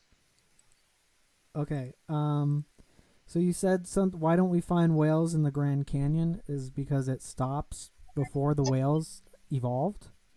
So that's one creation. Again, please come again. We should come again. We should be able to find mammals in every layer. That's why we don't find whales in the Grand Canyon, is because there aren't any layers that mammals were in the Grand Canyon. At least not the whales. I think you heard the elevations argument already, right? So, if I were a clever engineer, which I am not, I'm not an engineer. If I were a good designer like God, okay, I would put, for example, all reptiles at this exact location only. So okay. He's not. So why would I do that? Flood. So that this reptile will not divinely intervened after the flood to put all the reptiles in the same area. No, because reptiles don't behave like that. Reptiles do not behave like that. I'm talking about reptiles don't behave like that. Do not tell me I'm using the supernatural here. I said there was only one supernatural event during the flood when God broke up the fountains of the great deep. Do not misrepresent what I said. I never said that. Because you literally just said that God let me finish. I'm answering your question. Reptiles in the same place, which isn't what happens. Reptiles don't behave like that. So the only explanation is for God to do it. Okay, reptiles. You want reptiles? Okay. Let's go. All right. If I were a clever designer, I would put reptiles in one location only. A plateau stretching about 1,000 to 2,000 miles with an elevation of 100 feet. But these different types of reptiles live on a different location. Okay, sorted, or maybe not sorted. I can give you 2 scenarios. Okay, sorted or not so sorted. In this particular plateau stretching 1,000 to 2,000 miles with an elevation of 100 feet. You know why? If I'm a good designer, why will I do that? So that the reptiles will not interfere with the dinosaur layer. So that the dinosaurs and the reptiles could live separately together so that they will not conflict. That's not what happens. They mix in the same layers. Reptiles are buried together with some mixed ups. Do not try to fool they're me. in the same layers as Sorry dinosaurs. for So being what you harsh. just described is not what we observe. So, and another thing I wanted to address. What reptiles are in The other dinosaur thing I layers? wanted to address. Reptiles are in The dinosaur other thing I, layers. You're the not other paying thing I attention. wanted to address I said was there are that, particular reptiles in this. all the nautiloids facing in the same direction would not be possible in a global flood. The global flood would toss and turn them and mix them up in all different directions. So that was the other thing I wanted to address. No. A tsunami would. What flood? Why are we going back to the nautiloids again? Because you can't answer the flood. A tsunami would push all the nautiloids in one direction. That's what happens. That's what happened to the Indonesian tsunami. Go hang out in a flood and see how. Did you not see the Indonesian tsunami, or you were just a baby at that time? Go hang out in a flood and see how long you're pointing in the same direction. Go hang out in a flood and see how long you can face the same direction. Because that's not what happens in floods. We have video footage of what floods do, and that's not what happens. Why? This is CPT. Don't use uniformitarianism. There are different types of tsunamis. Don't you know that? Have you ever seen a tsunami hit something? Do you know how they form? Turn things around. Some just form like this. Some form like this. You don't know that? Have you ever seen... The Indonesian tsunami was different. It was due to an earthquake. Can we get back to the reptiles thing? Okay, here, let's do this because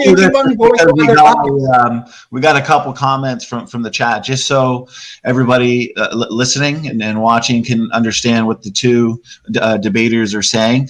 Let's start with, say, Snake, whether you have an objection or something you want to answer, or a question you want to throw at Jeremy. Then we'll give Jeremy equal time to answer it and address it, and we'll kind of go from there. And then we'll wrap up this section, because the final topic I believe that you guys wanted to discuss was post-flood speciation. But let's do that. Let's try and keep... He already asked so many questions. I only asked a few. It's like he asked 5, I asked 3. How would you... It's not fair. Snake, how would you... reptiles. Snake, what would you think is fair? Did you feel like you've had enough questions and maybe answer a couple from Jeremy, or is there a couple things you felt like you wanted to address that Jeremy said, or how do you feel you wanted to proceed? I think I've addressed everything so far. Reptiles. Reptiles. He didn't even answer my brown, the map a while ago. The color of the map isn't... And I've answered the whales. The color of the map doesn't matter. The Tapit sandstone. Doesn't matter because you cannot answer. Okay. Now, reptiles on the exact same location on a plateau stretching 1,000 to 3,000 and an elevation of 1,000 feet, so that all types of reptiles can stay there, but in different locations. That is why we don't find all the reptiles buried together. Some of them are mixed up. Some here, some here, some here, some here. Because at that huge plateau, okay, with an elevation of 100 feet and 1,000 to 2,000 miles could house a lot of different types of reptiles. Get it? I'm not sure I do. If I were a good designer, I'd do that. And God is a far greater designer than I am. But this is one scenario you answer. So the shallow deep marine life we talked about. Now we talk about the land creatures, reptiles. So they were buried next, more or less. Why? Because I already said it, 100 feet elevation. There are reptiles, including dinosaurs, in the same layers as dinosaurs. I have no problem with that. So why are you saying that they're buried in different locations? What? I don't understand what your point is about them being on a raised plateau in a different location.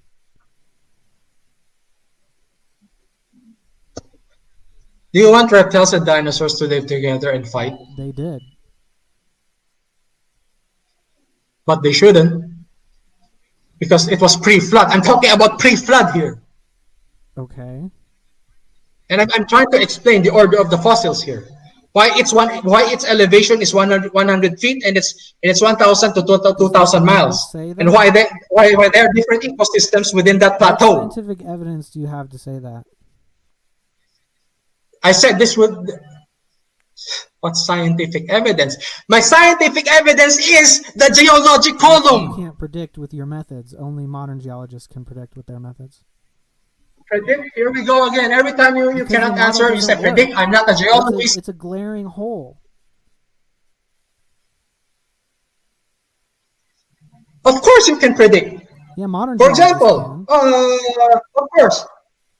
We can predict or Then retrodict you would be also. getting higher. Huh? So why are you avoiding these reptiles right now? And then let's go to the dinosaur. Or let's say God also put all the dinosaurs in this exact location only, living on a huge plateau again, stretching about let's say 5,000 miles because dinosaurs are bigger and some are, of course, there's some smaller dinosaurs with an elevation of 200 feet. Reptiles 100 feet, dinosaurs 200 feet. This is my scenario. That just sounds like a story you made up. Where are you getting that evidence? I said if I am an intelligent God, that's what I would do. So that dinosaurs and reptiles won't fight. And pre-flood, those animals did not fight much. Well, we've found After the dinosaurs flood, that's when eating lizards. We found lizards inside of dinosaur stomachs. we also found birds inside dinosaurs. How do you explain that? Because birds are dinosaurs. So they're gonna but they, exist in the same area. different time. They're the same thing. They evolved separately. Come on, let's go back on topic, please. Yeah, so that's like asking why there are still wolves if they're dogs. Why are there wolves, but there are still? Why are you shifting topic? What does that have to do with You're this? asking why I'm trying to explain to you. If I were a smart engineer, I would put all reptiles here and all dinosaurs here, and there would be mixed up sometimes.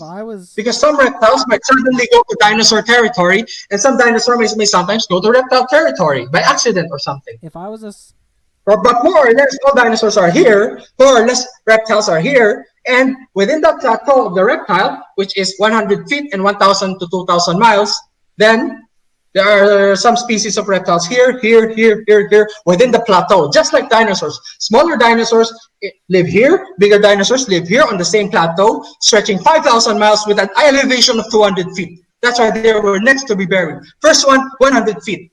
Reptiles. Next one, 200 feet. Dinosaurs. That is what we find in the fossil record. That is my evidence. That's not what we find in the fossil record. That is my explanation. explanation. We're telling stories.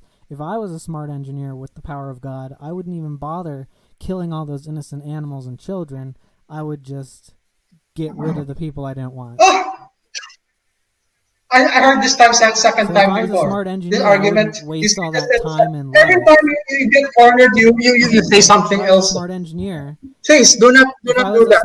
If you don't know, just say If I you was a don't smart know. engineer, If you don't know, just say you don't know. I will not mock you if you don't know. 90% of my perfect design if I was a smart engineer. Because of sin. So the animals. Here we go again. Doctrine. What sin Doctrine did again. the mosasaurs Something commit? else. Moderator, different topic. He's going to another different topic. What sin did the velociraptors commit? What sin did the velociraptors commit? Well, why the hell should we care about the velociraptors? God's focus is humans.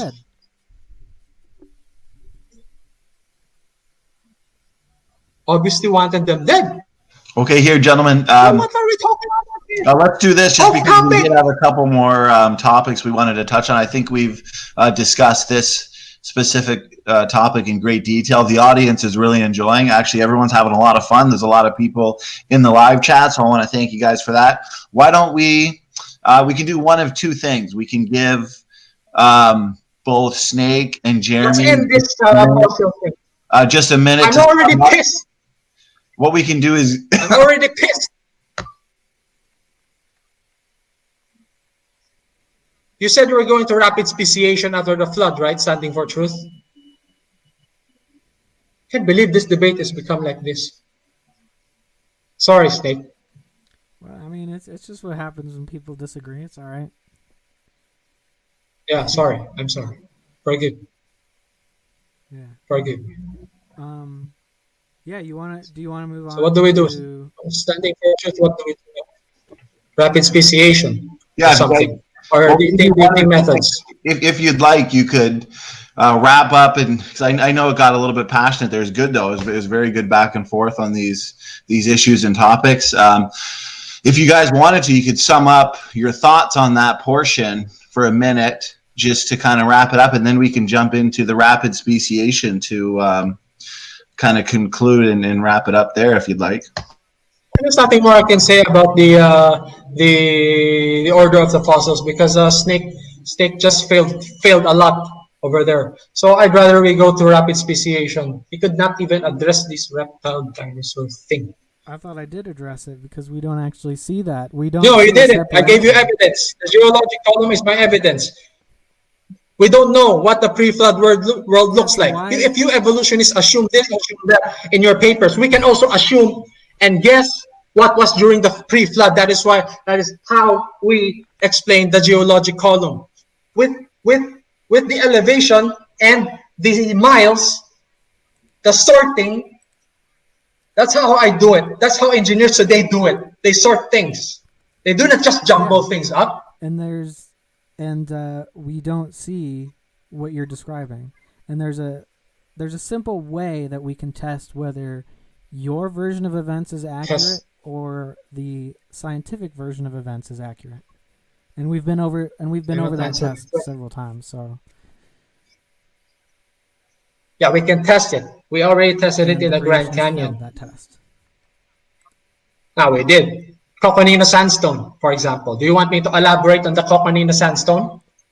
Do you know about the Coconino sandstone? Oh, so you want to avoid it now? It's up to you. It's up to you. You want it to make it harder for you? You want me to make it harder for you? Do you know what the Coconino sandstone is? I've heard of it. Okay. Hey, so if you want to take a break, we can bring Neffy in here or let Landon speak too. So maybe you need a break there, Jeremy. Let us finish the Coconino sandstone first, okay? All right. Okay. Where is the Coconino sandstone located? I'm not a geologist too. I don't know. Europe? Okay. Somewhere in Europe? Do you know there are crossbeds angled there? Do you know there are crossbeds over there? You know what crossbeds are? Yeah. Yes. Okay. Do you know that we can measure? We predicted that the Coconino sandstone was deposited by underwater sand dunes, because evolutionists say it was a desert formation. It was formed by a desert sand. Okay, and? Okay, I think you don't even know this. And do you know, we also have empirical data that crossbed angles of the Coconino sandstone is consistent with it's not consistent with the desert forming them. You know how we know why? Because the angle of the crossbeds of the underwater sand dunes is always 30 degrees. Its angle always 30 degrees. When it's angle. So? And the angle. All right, let me explain a little better. The angle of the crossbeds of under sand dunes is always 30 degrees. Okay, underwater sand dunes is always 30 degrees. We predicted that the Coconino sandstone was deposited by water, because evolutionists say the Coconino sandstone was deposited by sand. It was a desert before. But we creationists say it is not. We predicted it is deposited by the global flood. Now, that's what our prediction. We said we don't have prediction. Okay. Now, I'll give you this one. Now, the angle of crossbeds of underwater sand dunes is always 30 degrees. Get it? It's always 30 degrees. And the angle of the crossbeds in the Coconino sandstone is the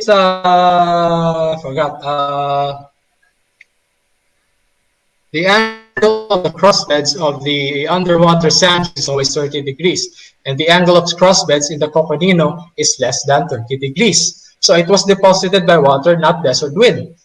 Because stable deserts, okay, their crossbed angle is always 33 to 34 degrees. So here we can empirically test if it's deposited by water or by sand or desert. That is a confirmed prediction of our model. You can go check the crossbed angle yourself. How is that an exclusively of desert and water underwater sand dunes? Google it. Exclusively creationist model? Because they've done that with just regular geology. It's not an exclusive creationist prediction. No standard geology. All geologists know this.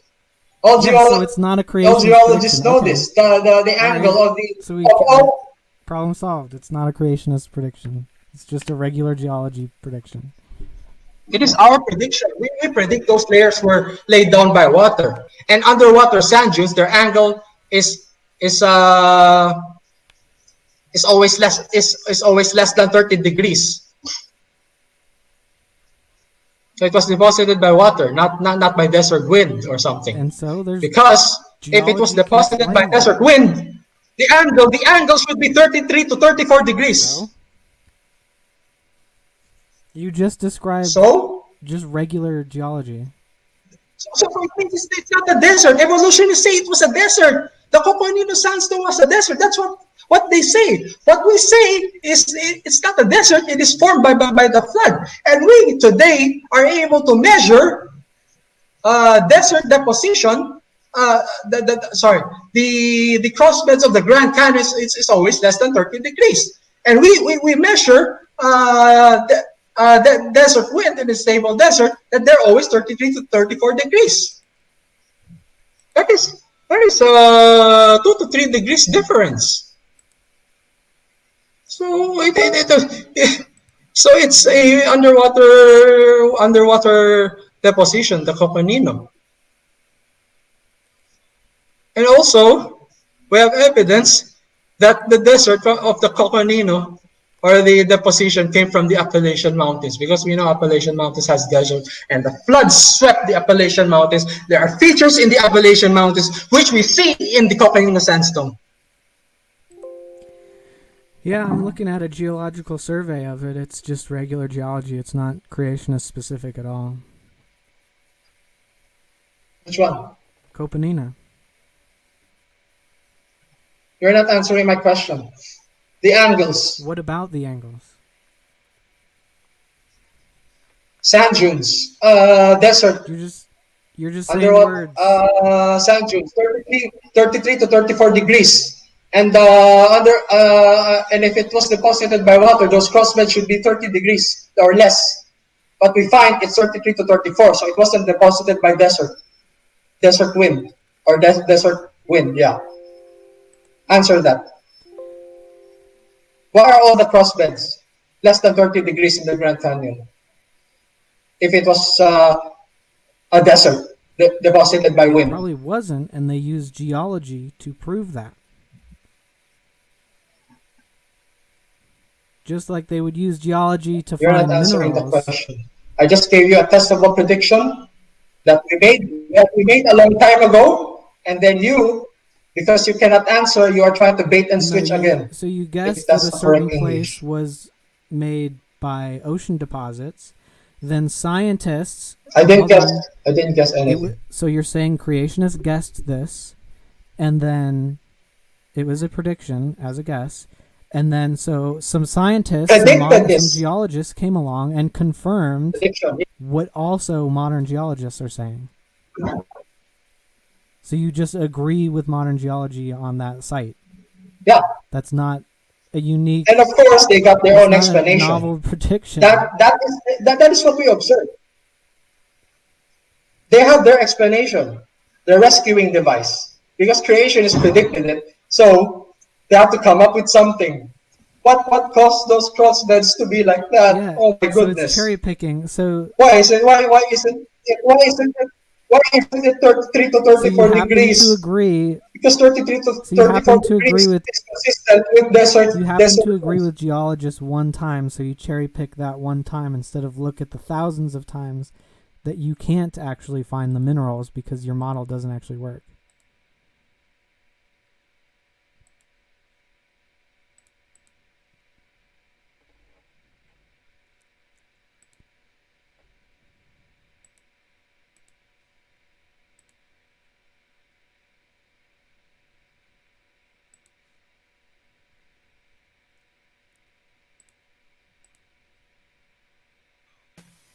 Oh, there's Snake. I don't know what happened.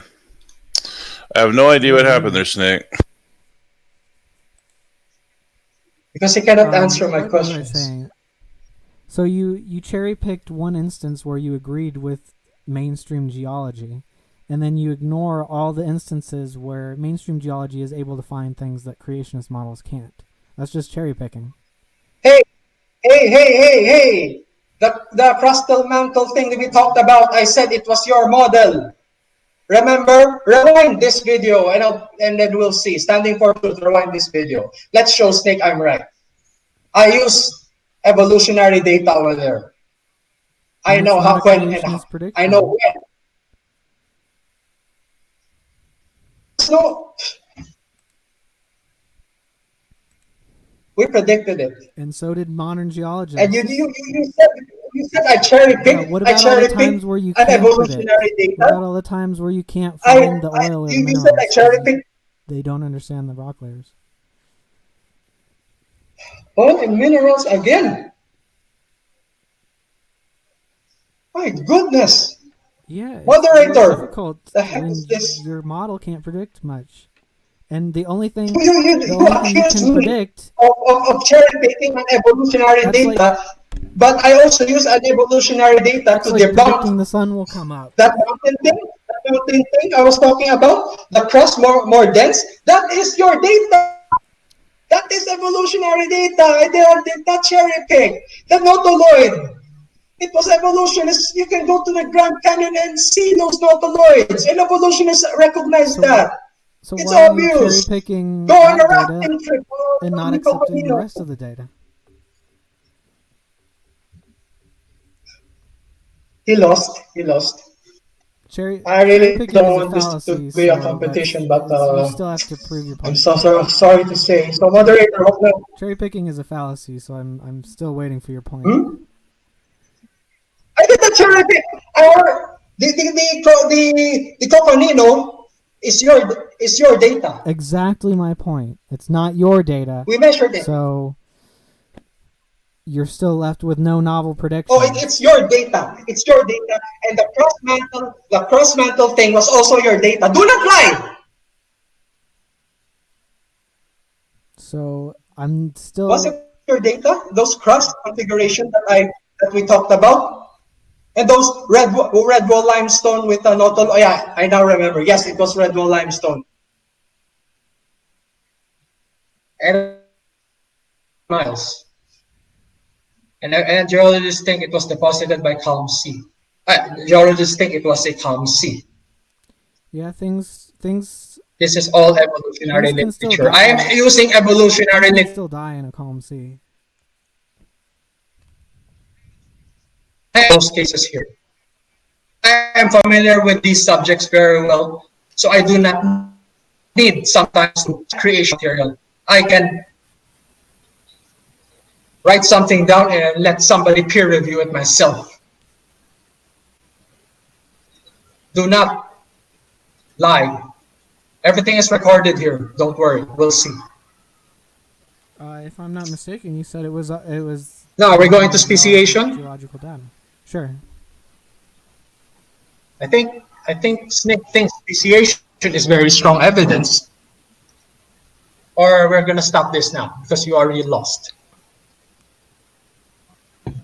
Okay, here, let's do this. So since we just concluded that portion on geology, the fossil record, the ordering in fossils, for example, just to name a few things you guys touched on. Like I said, it was just very fast-paced, engaging. So the audience is enjoying. We still got a lot of people in the live chat having fun. So why don't we jump into post-flood speciation? I imagine Snake has a few objections to that. Snake, if you want to just take some time and kind of go over what your issues may be, and then we'll just have a good back and forth on that specific topic. We'll allow Jeremy to address your possible objections, or just if you have a question too, Snake, you can kind of keep it free-flowing dialogue. Go ahead. Yeah, we got also Jungle joined us, so if you want to add to this, because Jungle has some good info. I'd like to hear from him too. Yeah, I like the flood geology, and to me, it's very clear how the sediments are stacked on top of each other, one on top of the other, like pancakes, and extend for hundreds of miles all around. And the point that Jeremy was saying earlier, that the continents float, that's a good point. And they don't go up and down like merry-go-rounds, like they would have to if Exactly. the thing, the other evolutionary belief was true. Told you. And there's no all mechanism idiots. to make them go up and down like merry-go-rounds, So it's clear there was a flood. It should be stable. And then when the water settled into the oceans, the oceans opened up, and that's when there was all the tectonic movement and pushing things around. Oh my God! That's why the ocean floor is new construction, comparatively speaking. It's younger. Why the fuck Right, you right. lying? Ocean floor is younger than the sediments, the continents. And we have samples of everything that was living at the time of the flood in the sediment layers. What are you And to me, retarded? it's not hard to see that it was from the global flood. It's really very straightforward and simple. It's interesting. That was a why question most I actually geologists don't think that. the question I asked Ken Ham when I talked to Ken Ham at a breakfast one time, I said, well, why don't people see that there is a global flood? I mean, the evidence is there. Why can't people see there was a global flood? Go ahead, sorry. What did he say? What did Ken Ham answer? Yes. Worldview. Was that? Worldview. Amazing. What did Ken Ham answer to your question? Oh, he said, they were. Worldview. I forget. Bro, He bullshit quoted scripture. I detector forget which just one go it was off? exactly, but it was that they just refused to believe. Yeah, Second Peter 3 probably. Make you intelligent. I'd say it's a worldview thing. I won't use the Bible because Nick's gonna say, using the Bible. I'm gonna say it's a worldview thing. Yeah. Yeah. Well, what we're looking for is truth. We're looking for truth in the facts, and if we find truth and facts in the Bible, so be it.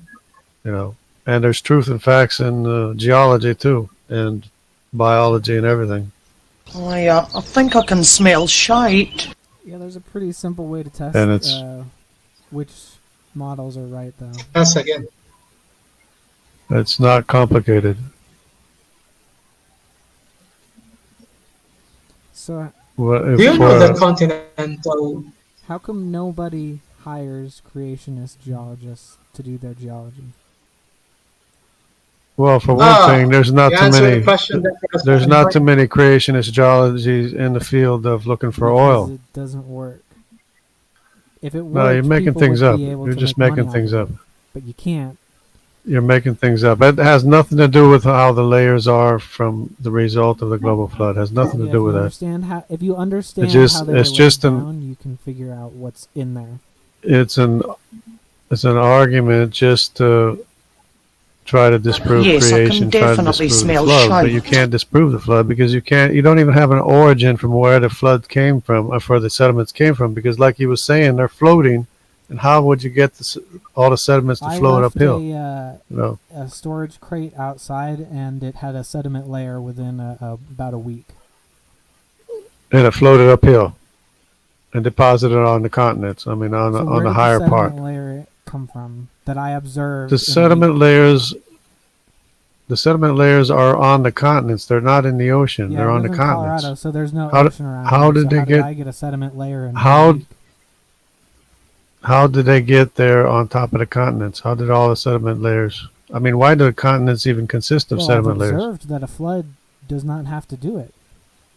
So You can't answer the question, see?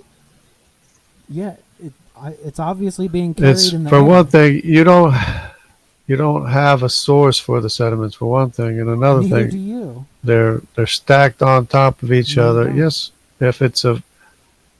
if all the sediments are shifting by a global flood, yes, we do, and then the ocean sank so you have to down take a after the chunk sediments were deposited. from the layers and make them into sediments. That's the same thing that gradualist geology is doing too. It's just doing it gradually instead of No, but whole you chunks at a can't time. stack.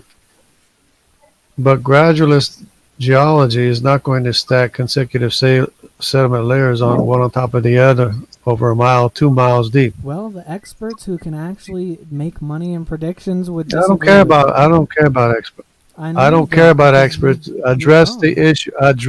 Address what I just said.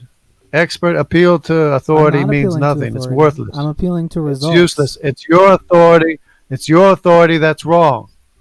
Now you tell me how those sediments got stacked over a mile deep, 2 miles deep, without a global flood. Consecutive layers of sediment, So one I on top just of the told other. you that I observed it happening without a flood. I No, you didn't absolutely observe it. did. Consecutive layers over a mile deep, So if I one can on get top of the 1 other. centimeter, And without borders in if between, I those can get a in little bit of the middle. layer in 1 week, then I can get a bigger layer in more weeks. Well, I was ignoring your experiment. What was your experiment again? It wasn't even an experiment. I had a What storage was it? bin outside, and it now has a sediment layer on top of it just because it was sitting outside. It did not have a sediment layer Yeah, on but it that's when I not- bought it. Yeah, but it's not a mile deep or 2 Yeah, miles but deep. guess what? Guess what? Consecutive layers. That was 1 week. So what happens if it's more weeks than that? It's going to get deeper. A sediment layer. Yeah, it's going to get deeper. But why aren't there any erosion evidence? Evidence of millions But of it's years not- between the sediments. It's not going to be water deposited sediments over a mile deep. Yeah, and it doesn't have to be. You're the only one saying that every Yes, it sediment has to be water deposited. Which is also but- untrue. But you're not even looking at the evidence. The sediment layers are water deposited sediment. It's not a matter of what we want. They are water deposited, as he just demonstrated that they're all less than a 30-degree angle of the deposition. And so what? That's So consistent with they're water modern- deposited. Modern geology, not flood geology. So they're water deposited sediment layers over a mile deep everywhere around the There's world. water around the world. No, the sediment layers that we're standing on are water deposited sediment layers over a mile deep No, everywhere around the not all world. of them. Some of them. Yes. They're all water deposited You tried sediment this layers. last time we spoke. It doesn't and matter you're if it's wrong, ash. and you're still wrong. It doesn't matter if it's ash. It doesn't matter if it's windblown sand. It doesn't matter what it is. Everything was deposited by water over a mile deep. You just said if it was deposited by a wind, then it was deposited by water. How can you possibly contradict You're yourself? confusing yourself. You're confusing yourself. Listen carefully. You can have windblown sand deposited by water. It happens all the time. It's not complicated. Then it wouldn't be windblown sand. It would be water deposited. Why not? Because if Why it goes not? into the water, then it's not the wind blowing it. It's the water moving it. It's kind of like It is this the like- angle. This is like what I would. No, tell, yeah, like, the a angle 2-year-old it child. proves the It is angle the angle. proves that it was water Are deposited. you retarded? It's already been proved that it's water deposited, so it doesn't matter if it's wind-blown sand. I can prove to you that I can form a wind-blown sand sediment layer. Are you going to ignore what I just said? It doesn't matter if it's wind-blown sand. It was deposited by water. Retarded. No, it's Please, not. The angle know that proves that it even was you- deposited by water. You're saying That's not retarded. You're It's saying it's either- retarded that the angle proves either that it got was there deposited. from wind or it got by- there from water. You're trying to tell me that if it got there from wind, then it got there from water. No, you're not. You're Those are you're your confusing words. yourself I'm and just everybody quoting you. else. Listen carefully. Listen carefully. You can have desert sand, right? It's blown around by the wind, right? It can be deposited by water. It can be a flood can come and deposit it by water.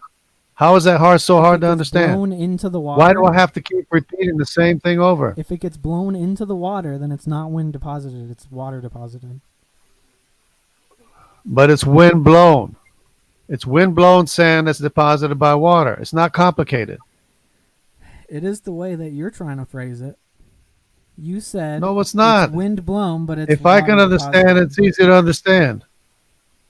If I can understand, it's not that hard to understand. And it's all water deposited. May I add something? There are 100-foot crossbeds also over there. Means it was deposited by water. 100-foot crossbeds. Right. You can ask a geologist, Nick. Don't I am don't not even appeal a to geologist, and I know Don't this. go down that road. You won't like it. Yeah. I studied it. I studied astronomy, geology, and genetics for How can you 16 disagree years. with it? How come I didn't say I disagree with them. Yeah, you're cherry picking. I agreed with them for so long. I'm using your own data against you. Testable data. I'm using your own doesn't data bear against out you, what you want. and you don't even realize it. You don't even realize I'm using your own data No, I against realize you. that you're cherry picking Yeah. data and ignoring what actually disproves I did your not. side. I did not cherry pick data. I did not cherry pick data. You check the angles I at the know you're crossbeds cherry picking data, yourself. or else you'd accept the data. making- And the cross-mantle thing, it was an evolutionary. It is the configuration that is in evolutionary Yeah, so you admitted literature. it. So you It's in the admitted that books. No creationists made that prediction. No creationists did the science. Only modern geologists Prediction did. again. Oh my goodness. And you're ignoring the data. Standing for Truth already told you about the And you're subducting ignoring plates. the data. You're Subduction ignoring the prediction. data that proves that the flood is false. And that's a big part of How geological so? history. How is so? How they prove How is the flood it's false? After all the evidence we just showed you, haven't how is showed the me flood a false? Single piece of evidence. Yes, I No, you showed you didn't. all kinds of evidence. And you produced nothing. You produced nothing except that the wind-blown sands are blown by wind. That's the only all thing I you tried to produced. produce. Geologists can. Right, because you but can't prove geologists- any. Because but you can't prove geologists anything. Can produce. Creation geology cannot produce. A geologist. Speaking So of that's all I- geologists, that's my what entire is the argument about amount? geology. What is the amount? Speaking of geologists, what is the amount of sediment layers around the world? What is the volume of sediment layers have around no the idea. world? Okay, then you can't Yes, tell I us. can anything. because I know. You which don't even geology you don't models even know what we're produces talking about. results. You don't even know what we're You talking don't about. either. You have no You don't either. concept. You have no concept of the volume of the sediment Nor do layers that you. we're talking about. So, no, you don't. Yes, You I do. absolutely do not. I know what the volume is. I know what the volume is, I and you don't don't. care. Yeah, Wow. see that? See that? You don't You care. memorized the Exactly. You number. don't care You about what memorized the a facts are. number. You don't care about what the facts are. All you do That is doesn't is, change is anything. respond blah blah blah and no no no.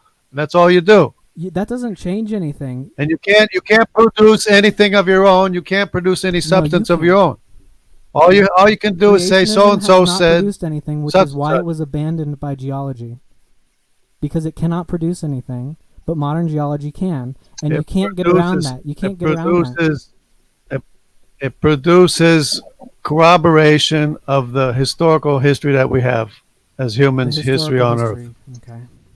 It corroborates the No, it global doesn't. flood that is in human Only history, say that if you cherry and that pick the nobody data. can ever deny, because All of our genealogies go back to No, the they time don't. of the flood. All of the calendars go back to the time of the flood. Zeus's genealogy goes back to the time of Noah. Everything goes back 5,000 years, and that's it. And then what? Then there's nothing. We all came So from how Noah. come- The Y chromosomes came from How Noah. come you can't The use A, that B, to C, make D, money? and E How came come you from can't Noah. use that to find minerals, but different models I can? am. No, answer the question. No, because I'm not working. I'm not looking for Right, oil. because you can't find That's it. why. You can't. I'm not looking you for can't. oil, and then You I'm can't. not. I don't know It's where, not that you aren't. It's that you can't. and neither are you. I'm not a geologist, but they can Exactly. look for oil. So why should I have to be? Not So why you, should but I have to be? creationism. It still doesn't prove anything. It doesn't disprove the It flood. proves that the doesn't non-flood disprove model is anything. more accurate than the flood model. No, it's just a It's not a catchphrase. It's just a catchphrase, catchphrase, it's just for you to literally, repeat to you convince can't do it. yourself that the evidence of the What's flood, my the layers of catchphrase? sediments Can you aren't repeat my there. catchphrase? What's my catchphrase? The what? The thing about the finding oil, that no creationists find oil. They don't know how to find or oil. any minerals or any So fossils. They can't predict. no, the fossils where they'll are be. the same thing. You find fossils wherever. I find fossils in Missouri walking No on the creationist stream. has ever predicted a novel fossil. Evolution has. Thousands of times. Oh, thousands of Mhm. times now. Most fossils. You most just happen fossils are to found. spend your whole life looking for a fossil, and you found a Talictolac No, or whatever it was, is. we theorized exactly when it would happen, and then we know how the layers actually got there, and you don't. So we were able to find. Well, we were that's able to because predict if evolution is everybody true. knows if that evolution everything is found if in a certain evolution is place. true, and if geology is true. No, it doesn't then have to we be should by find evolution, this type of animal. Then we found it. Creationism has never done. but it such a doesn't have thing. to be by evolution. It could be just a certain order that You things are shall- found in. you It doesn't shall have to know be the by truth evolution. by the fruits that they bear. It doesn't have to be because of evolution the sediment doesn't layers were have to be, deposited. no. That's not. It That's doesn't not have to be right. no. But it is. Okay, so it's No. not because the sediment layers are not because of evolution. No, the fossil components are because of evolution, but the sediment layers are because of No, there is no geology. evolution. Everything appears from nowhere and disappears into nowhere. Everything is what it's ordered to be. There is no such thing as one thing turning into Okay, another. would you like me to? Would you accept Answers in Genesis as a source, or what about creationministries.com? Because they all There is admit- no such they all thing as admit- one thing No, turning the into Answers another. in Genesis and Creation Ministries admit that. Would you accept those as sources? No, you're No, twisting what they I'll say. quote directly. So do you accept them as sources or not? Do I accept what as a Answers in source? Genesis You didn't or quote. Creation You didn't Ministries? quote anything. I You wanna didn't know if quote you accept them anything. as a source. You want to know what it is before you can accept it as a I want to source. know if what you're Yeah, saying so you- is so you can nonsense. say that you don't So trust it. so if you tell don't me agree. tell me what the thing is, and then I'll tell you if it's right or not. I'm asking tell you if what I accept think them anyway. as a source. I don't have to accept anybody as a source. Just tell me what it is, and I'll tell you. Oh, okay. So, Answers in Genesis says that the entire weasel family and all otters and all badgers are from the same kind. What's that got to do with anything? That's not nothing Yeah, it turning is. into another thing. An otter is a completely different thing than a weasel. It has different muscle groups. There are weasels that have different muscle groups. Well, that may or may not be true. I tend Well, to you're think wrong. not because there was I don't care different what you kinds. think, you're Listen wrong. to me. Let me finish what I'm saying. There's different kinds of birds on the ark. There's Did I say ravens anything and about there's birds? doves. Did I say anything What? about birds? I'm talking about what's the Right, same Answers in kind. Not all Genesis birds says are the that same kind. mustelids are all the same kind, which includes weasels and otters. And they explicitly state this. How about a greater grison? If you A think you know greater so much. grison? What about a Did I greater s- Did I grison? say anything What is about that? that? What is a Did I greater say anything grison? about that? Why are you? I'm saying, I'm asking. Why are you trying to change? I'm the subject? asking if you Why are know running about away? a greater Grayson. You are. No, I'm not. I'm not running away. I'm asking. I'm talking about exactly what you're talking about. Do you know what a greater No, Grayson why are is? you trying to change the subject? I'm not changing the subject. I'm talking about the weasel family. Yeah, if it's a weasel, then AIG says that it's all part of the same kind. Well, a lot of them are, and some of them might not be. How's I that? don't know how you would possibly tell that. You look at the DNA. You look at the DNA, compare it, and see if there's any extra Any information. extra information. But they could be. So They could all be the same family. So then every species How about a is badger? separate Is a kind. badger a Now weasel? You've just debunked the ark. Is a badger a That's weasel? what Answers in Genesis claims. Well, the badger's not the part of the Yeah, it weasel is. family. It's not. No, there's weasels, and So then how are you? well, how are you telling? you're confused. They're So different. give me scientific evidence that they're honey not the same. badger, the honey badger and a badger is not the same thing. It's not the same kind of thing. It's not the That's what same Answers in family. Genesis says. It says that otters evolved No, from weasels.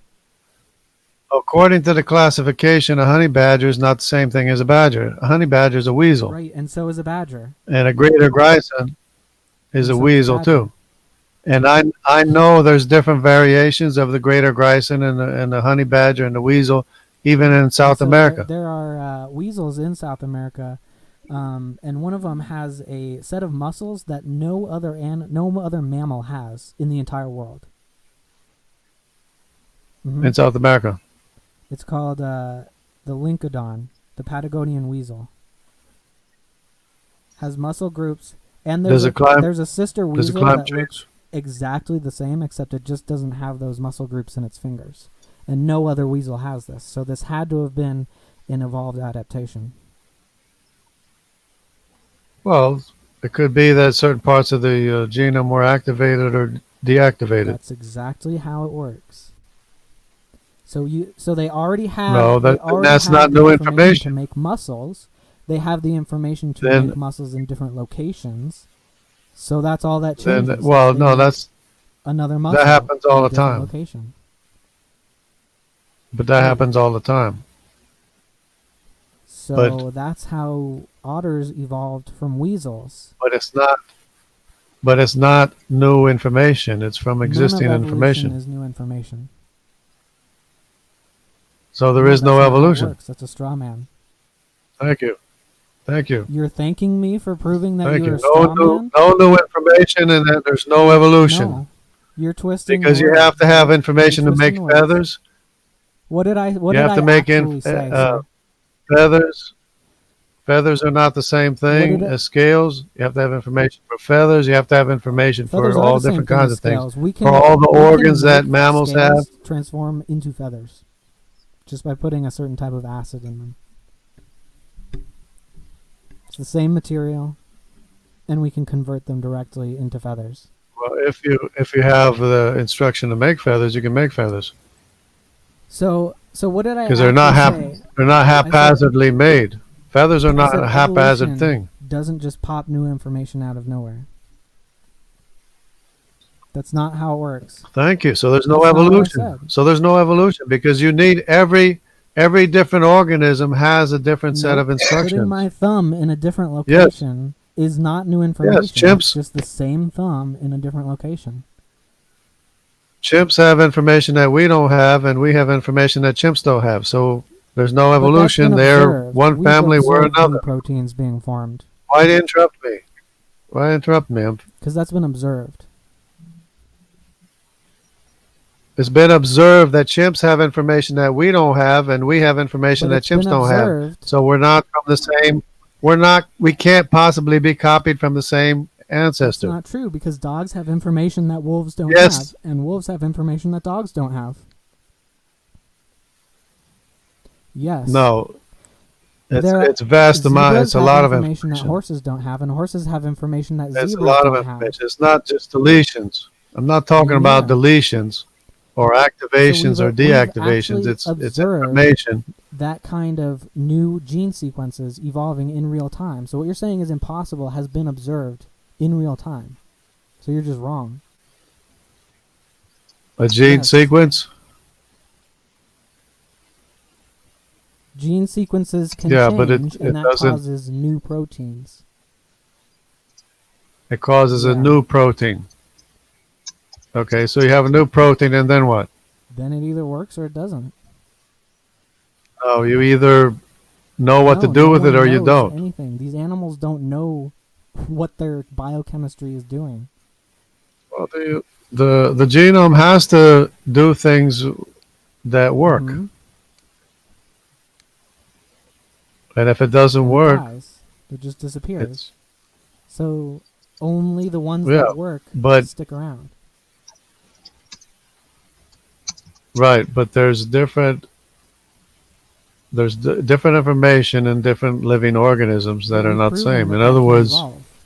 We've observed it. it doesn't matter. It's still going to copy the same information of the original ancestor or a variation of that. It's not going to copy information that's not there. And information for an elephant is not the same Evolution information is for a limited dog. to the traits of the parent generation. That's true. Right. So nothing can become something else. It can only be a copy of its How are ancestor. you saying that? Because we can rearrange the existing traits. AIG admits that weasels can evolve into otters. They also admit that snakes can evolve from lizards. And if you'll let me, on my screen right now, I'm showing you how otters have a different foot shape than weasels. And certain weasels have different muscle groups. So we know that new arrangements of parts can come about from the Yeah. same basic set of information. So we have genes No, they that make could be bones. different We have genes that make muscles. We have genes that can make fingers. And so it's just different arrangements. Do you ever of consider they could be a different kind? They could be a different kind because on the ark you have different kinds of birds. You have ravens and you have doves. They're two different kinds of But the birds, but they're problem with both that birds. is your standard of saying that if there's that level of difference, then you're not going to be able to fit everything on the ark. That's why AIG there's actually still plenty of- groups their things the way they are, is based on number. So There's still they'll room. cut up, There's still if plenty there's too many, they'll cut them up into separate groups because they know that they can't evolve that quickly. That would mean a new species every single year. Hey, fellas. So Jeremy has to get going here in a few minutes, and I really wanted him to or address this rapid speciation argument with Snake. If we can just get that done real quick, then John will get right back to you too, and because you're doing a great job too. So if we can just get to that, it'd be awesome. Oh, the rapid. Yeah.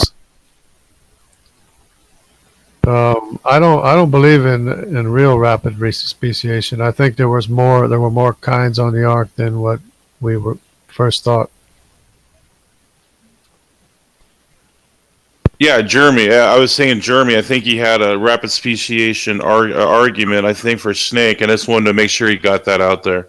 Oh, okay. I don't know. I don't know because Snake has not asked. What is his question? Snake, what is your question? Did I ask a question? I thought.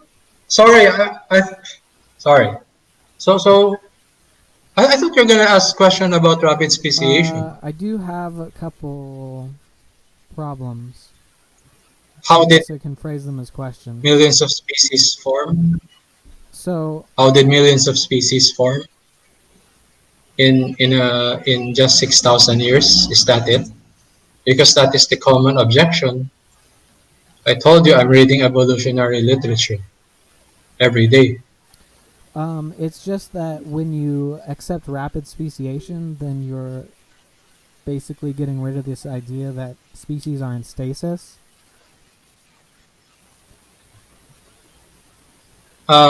Yeah. Okay. Species are in stasis. What do you mean? If rapid speciation happens, species are in Stasis meaning stasis. that they don't change. I know what stasis is, Okay.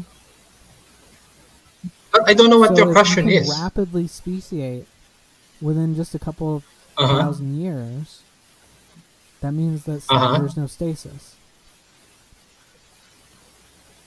Do you want hang on. Do you want a technical answer to that or a simple answer?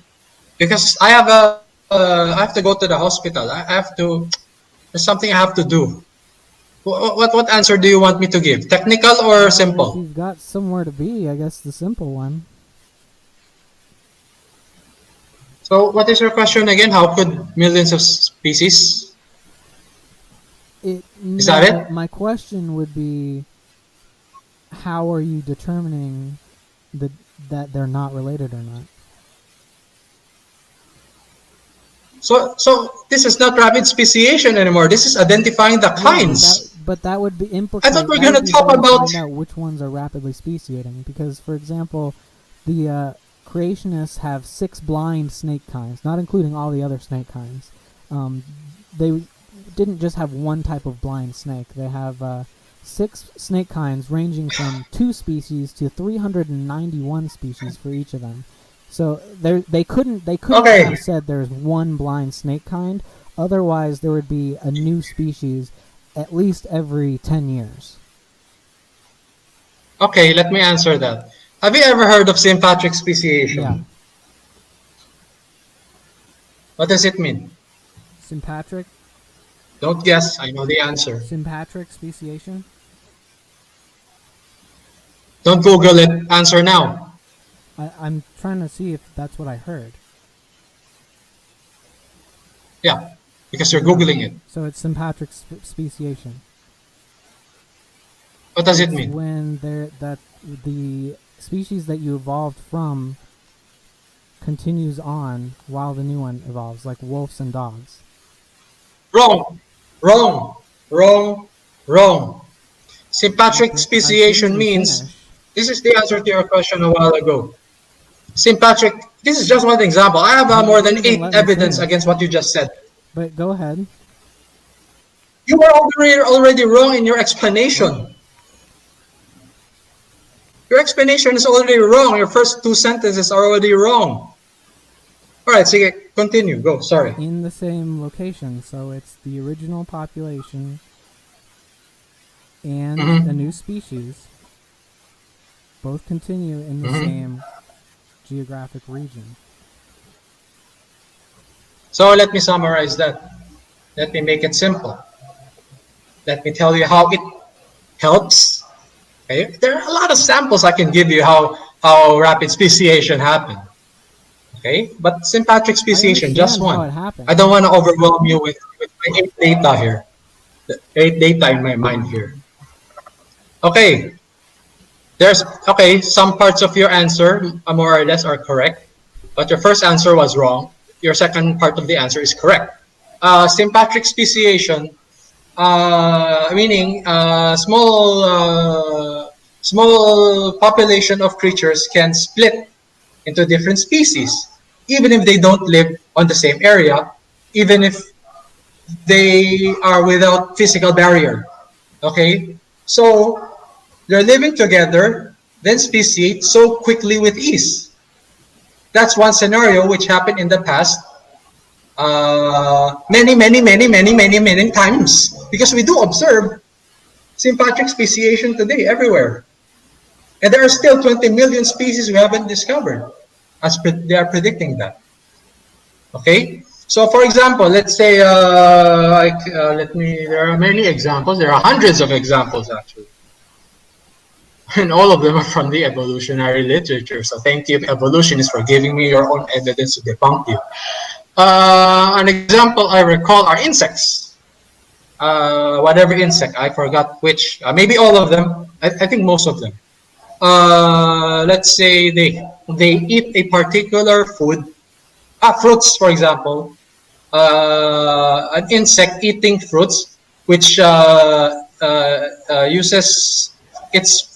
uses the fruits of their plants for mating. You following? Okay? Insects eating fruits which use the fruits of their parent of their plants for mating. Okay? Then another insect group, but of the same species, thrive fruits. I forgot. Thrive fruits on another host plant. Okay. Sorry, I forgot to say host plant on the first species, on the host plant. Then their food choices. Okay, food choices alone. Okay, I can name a lot of scenarios here which rapid speciation happened. But I would like to stress a point. Rapid speciation, most species that we see today happened 100, 500 to 1,000 years after the global flood, which I have no time to explain. But when I explain it, you'll be shocked. So most of the species today are remnants of the once massive speciation, millions of species forming after the flood. And I could use DNA to prove that.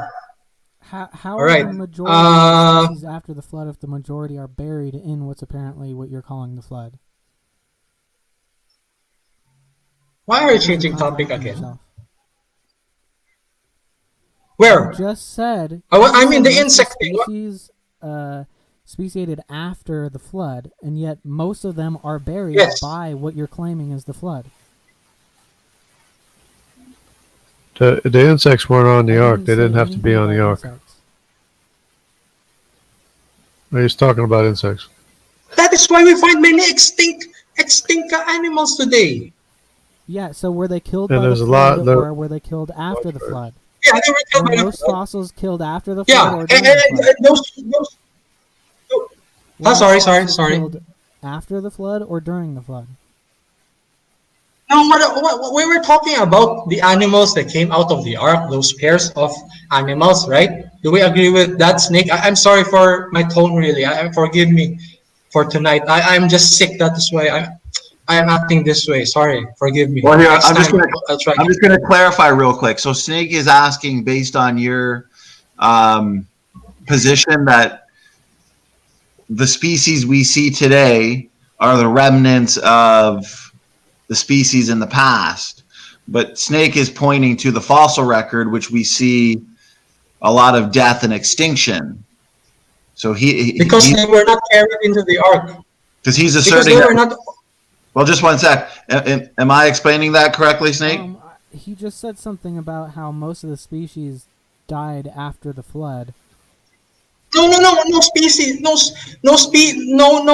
only a few species died before the flood because the pre-flood world its environment was better. Yeah, but didn't you say that most species died after the flood? No, I didn't say that. A lot died during the flood or in the flood.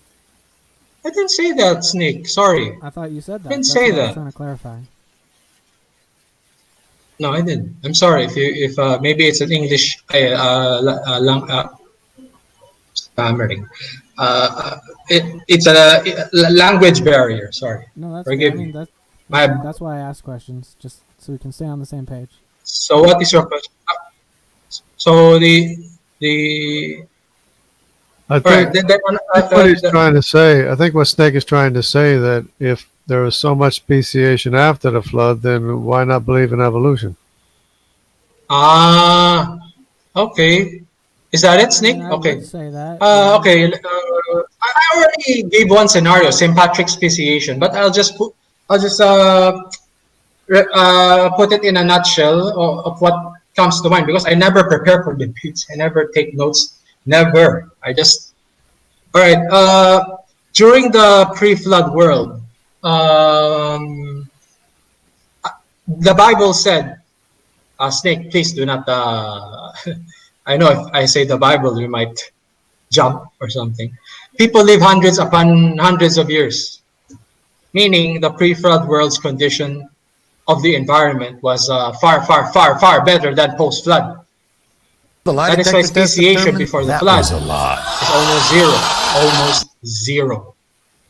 almost zero, because of the environmental conditions are okay. And we know One of the mechanisms of speciation is mutations, and I'll give you another mechanism later.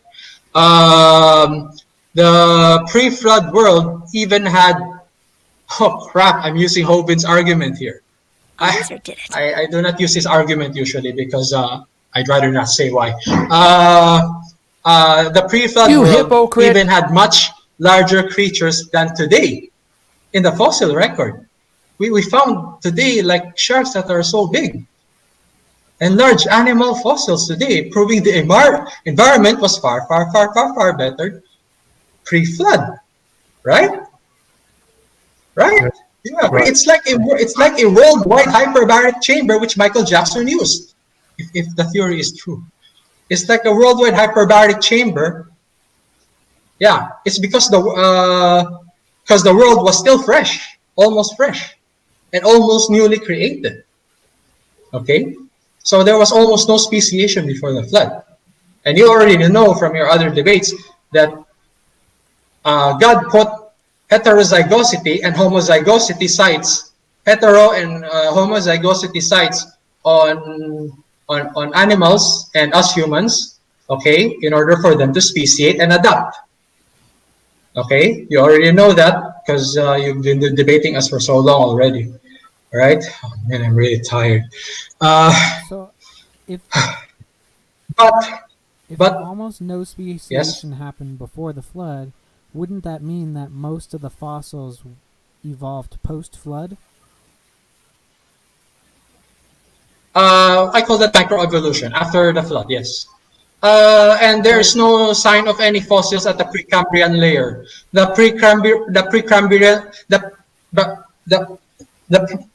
Sorry, stammering again. The Precambrian layer is devoid of fossils. That was the pre-flood rocks. Yeah. Google it. What layer? Yeah, the is that pre-Cambrian. map at? The great unconformity is where the flood layers began. Yeah. So And the Precambrian is the world So where do before they- the global where do flood. they stop? The layer, what do you mean? Where did they stop? the great unconformity. So everything above the great unconformity is post-flood. Post flood or Yeah, during no, by no, the flood. great- By the great- flood. The great unconformity is like this, right? And then the Tapit sandstone during the flood scrape it, something like that. Yeah, if I'm just not scraped it mistaken. all off. Just scraped Yeah, it clean. something like that. But Yeah. most So why are we talking about every the flood fossil again? caught in the rock And layers must have been redeposit. killed by the flood, right? So then, Right. those, But there those was species all must have variation. existed There was before the flood. variation before the flood. There was quite a bit of variation before the flood, but what we see today is, I think, if you compare the DNA, that you'll find differences in different kinds. That's what I believe. That's a But creationist what prediction. differences? What's the Different smallest instructions. difference you would Different say? information. Is one I'm not nucleotide sure enough what it difference would to say be. they were different kinds? No, So- no. I'm not sure exactly what it would be or what to look so- for, but I'm sure there is a difference because So you're the nature of one animal to another is quite a you're bit sure, different. but you can't say And why. so, yeah, it's a creationist prediction. I believe that if you compare the DNA side by side, that one is a copy of an ancestor and the other is a But you copy wouldn't of know at another what ancestor. point it's too much difference or too little difference. No, I think that you should be How? able to tell. There might be. Well, the problem is that there's so much information That and you that don't know what we you're can't. talking about. We have a hard time. Have a hard time understanding what the information is and what the difference is. Where? Go ahead, Jeremy. So where are we, Snake?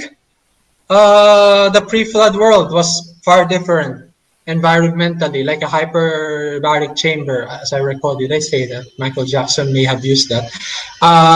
Because the world was still almost newly created. So before the flood, there was a little speciation. What you just But said not too much. is one of the most insanely the idiotic flood things I have ever changed heard. the world for the worse At no after it point happened. due to catastrophic plate tectonics during the flood. It damaged the atmosphere. Destroying the huge, because there are more vegetation during the pre-flood, which helps increase lifespans. Destroying the huge vegetations pre-flood. It resulted in the post-floods severe and bad environmental conditions, and remove the hyperbaric chamber.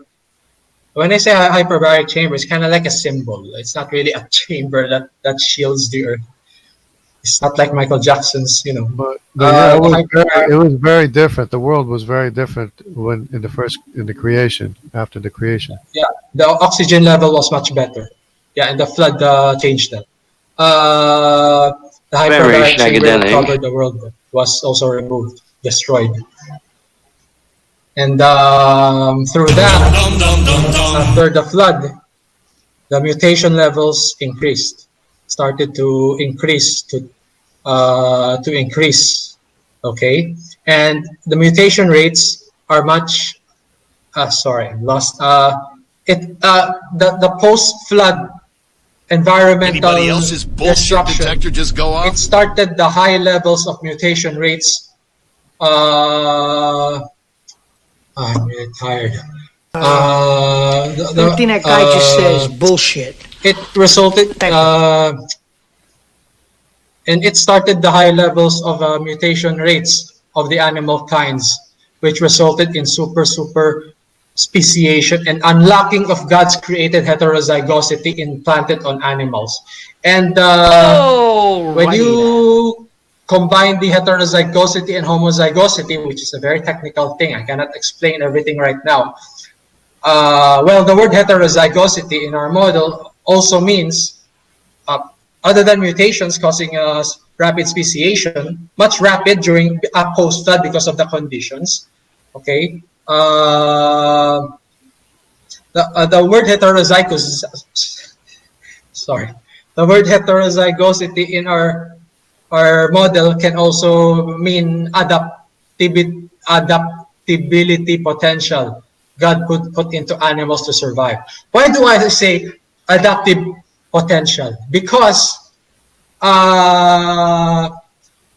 we are predicting that most of the DNA is functional. So many parts of DNA will have adaptive potential, not due to mutation.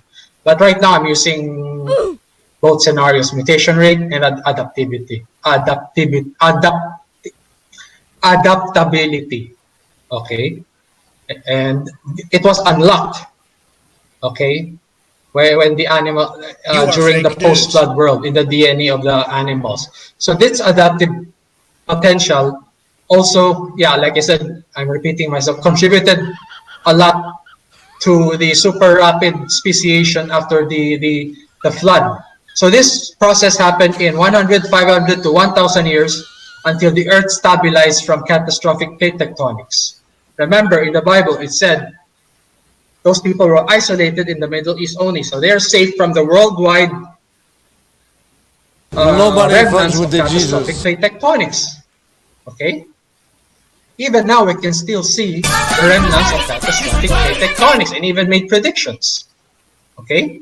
So, the millions of species today form 100, 500 to 1,000 or even more. Even 1,000 years after the flood.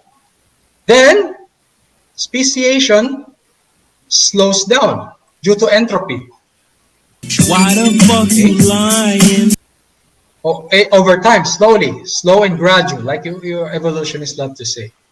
Why you always lying? I hope there's no theistic evolutionists there, because I'm at peace with them. Okay.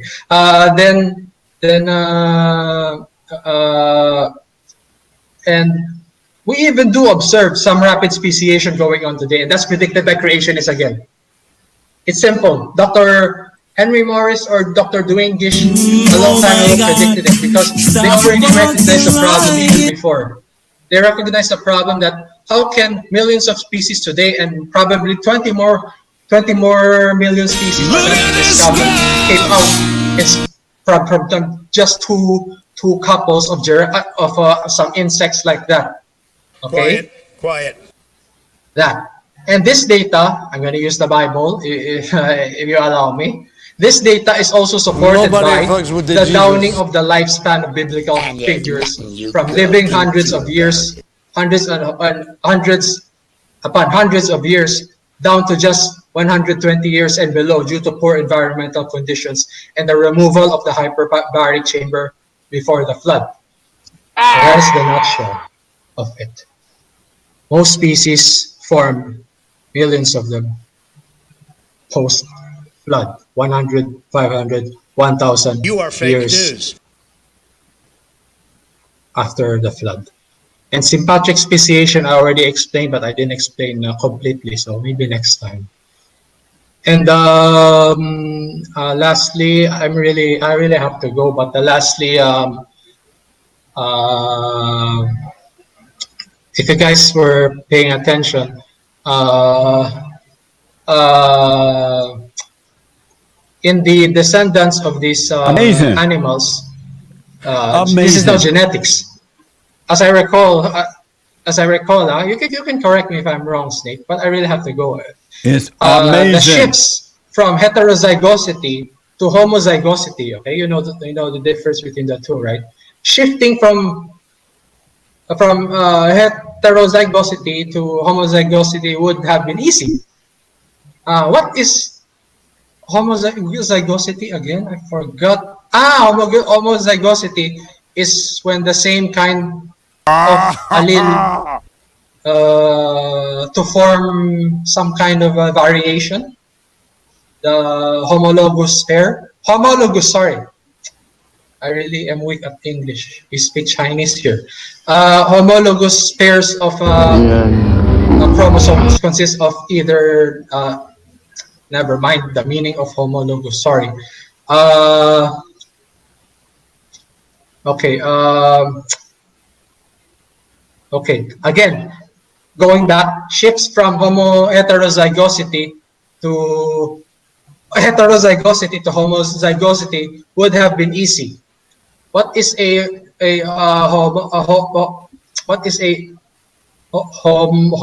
homozygous trait? I forgot the DNA data about this.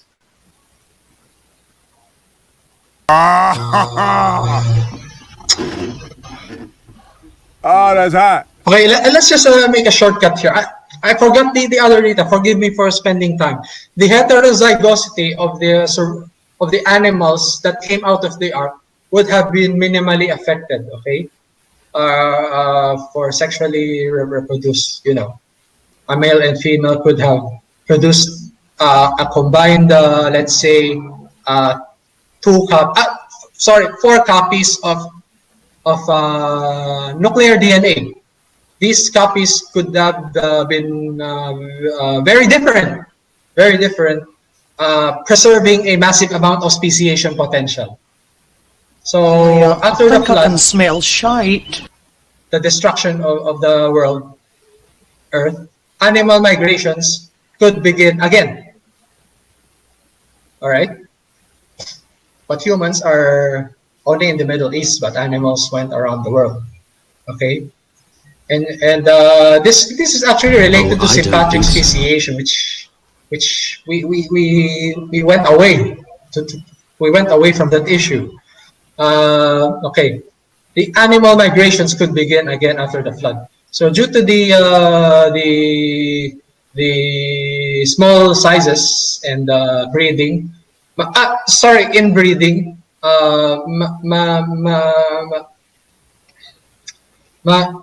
migration have had effects on the genetics of each animal. Conditions post-flood would be perfect for the shifts from heterozygosity to homozygosity. So heterozygosity to homo could have resulted in many new species. Each shift would have decreased the speciation resultant over time. Fewer it's just so complex. I don't remember all the details. fewer heterozygous sites would have smaller. Snake, are you following what I'm saying? I don't have. Because this is. I'm sorry for. I just forgot how to the. So I gave a simple answer a while ago. This is the DNA answer that I just said,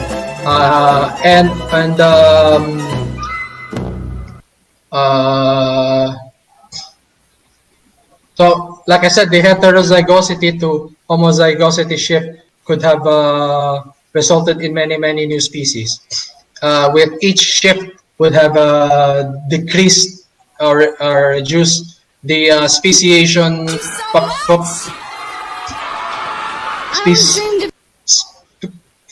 potential of the resultant species. So fewer heterozygous sites would have meant fewer heterozygosity within individuals. I'm really happy which for would you. have I'll led let you to finish. a decline in the rate of speciation per species that we see today. So that's it. So simple and complex answer, but my complex answer I think has many errors.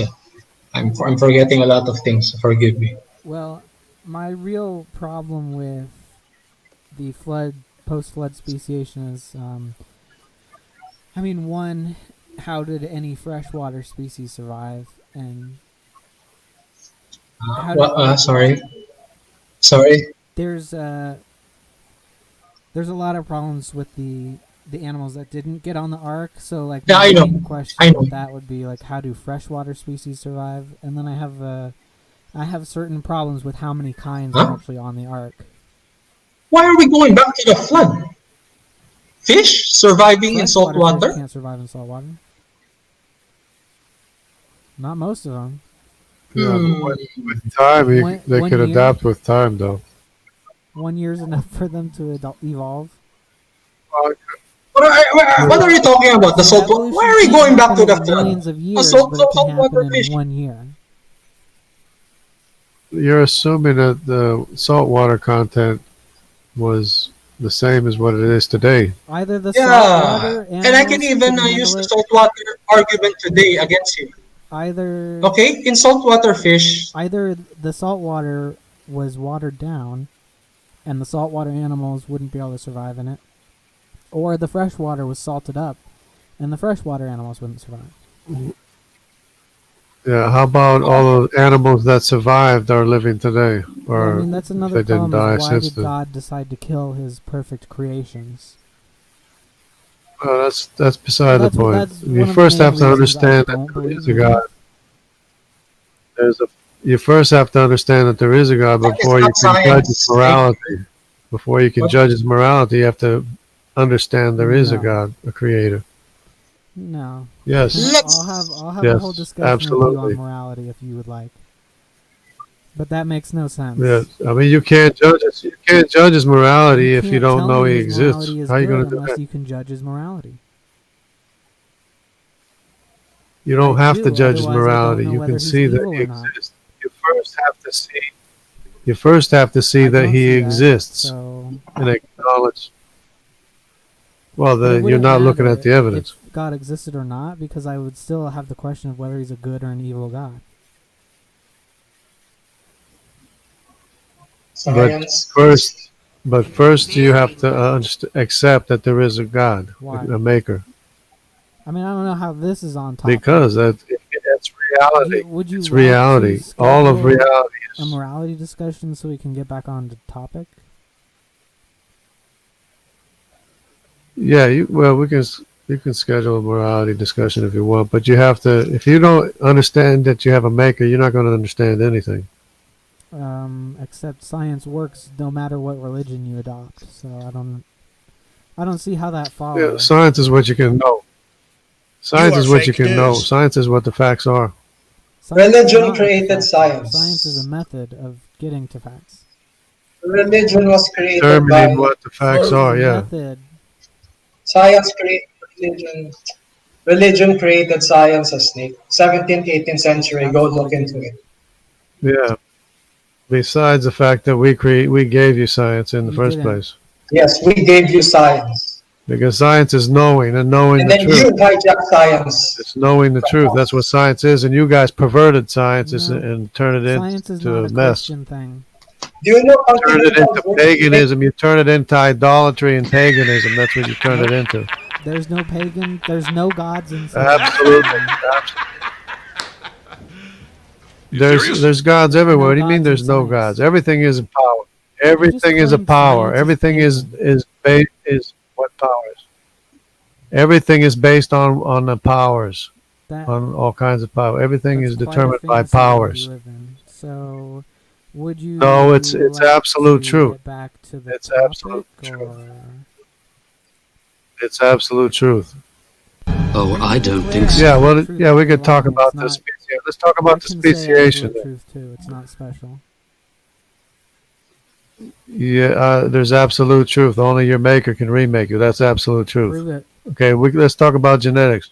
I like rabbit holes too. You want to go down a rabbit hole? Let's go down a rabbit hole. I thought we were here for a specific topic, but whatever. I'm down for anything, as long as the mods are okay with it. No, you wanted to talk about the speciation.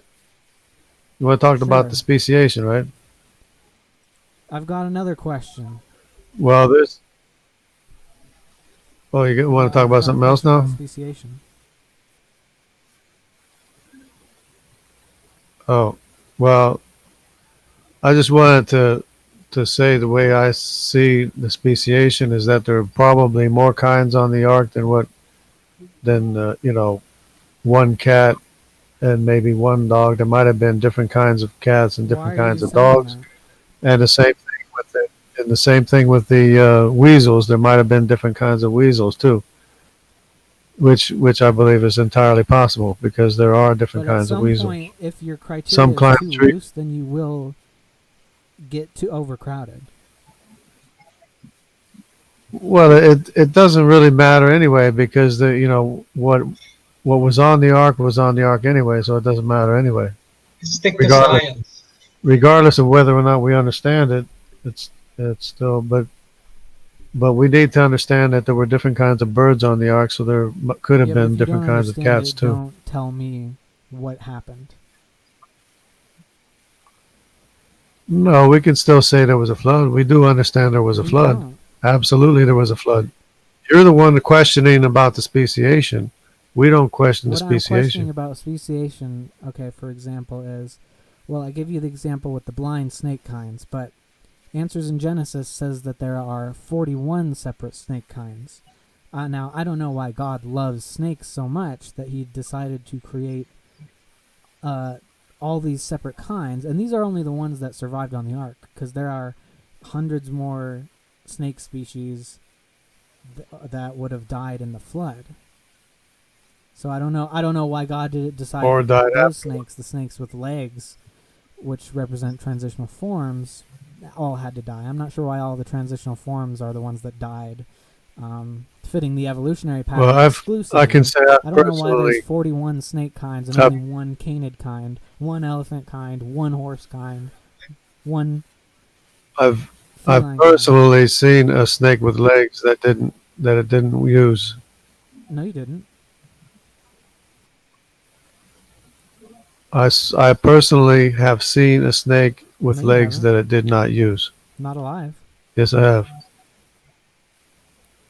What yeah, it was in my hand. A legless lizard? Or was it a snake? No, it wasn't a lizard. It was a snake that slid around like a snake, and the legs were like useless. It was just a snake, one of them small snakes. Picked up a lizard. It was in my hand. It was in. No, it wasn't a lizard. Snakes like that alive today. Well, you can't say you've seen everything because I'm talking about the Amazon jungle. You should be. You don't know what's on the Amazon that jungle.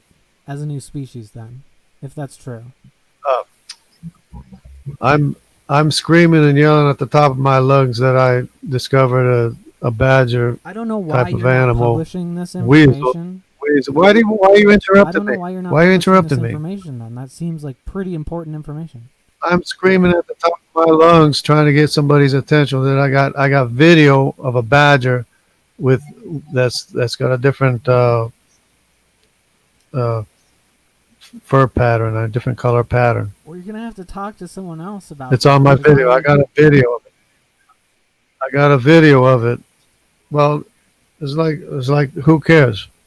Nobody's I'm even interested. if you can actually prove it.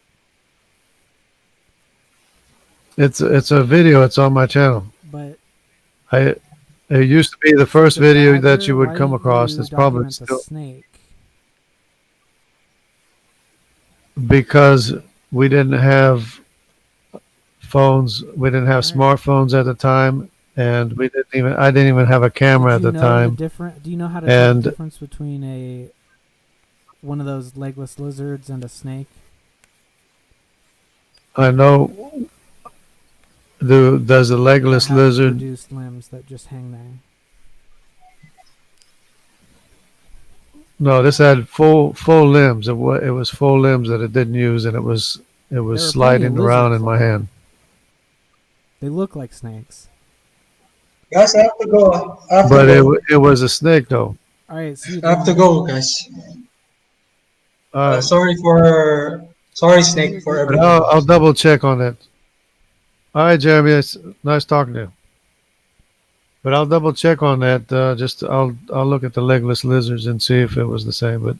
But it was a long time ago, and I had it in my hand, and I was looking at it, and I was showing people.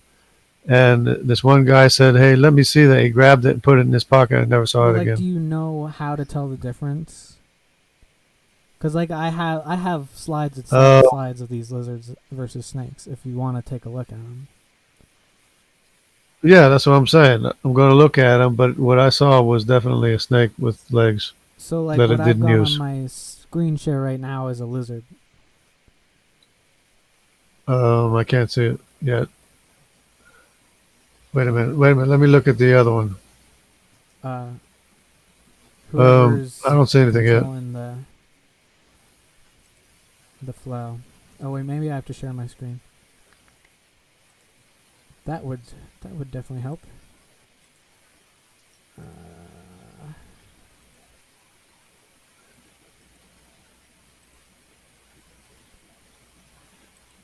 Okay, I'm sharing it. I think the moderators have to put it up.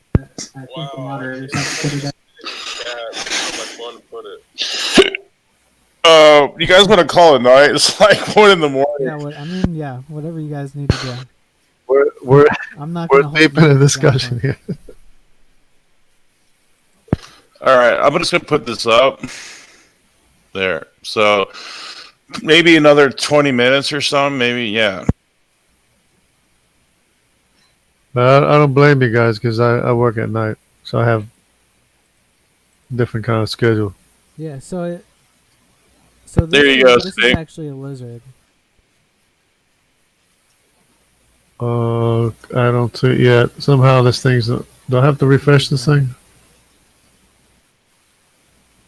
I don't see it yet. It's just all I see is the ringworm. Ringworm? Oh, I can see something on the other one now. Okay. Yeah, it was nothing like that. It didn't have a head like that, and it didn't have legs like that. It had full legs, complete legs, and it didn't have a lizard head. It had a snake head, So how do you know and it was a snake? it didn't use a leg because it was well, like I said, it didn't look like that. It didn't have a head. For one thing, it didn't have a head like that. You could hardly even discern the head, and the legs were full legs, Did it look complete like any of legs, like these? like what arms would I have? Arms and legs. It was like complete full Did it legs. look like any of these? Okay, hold on.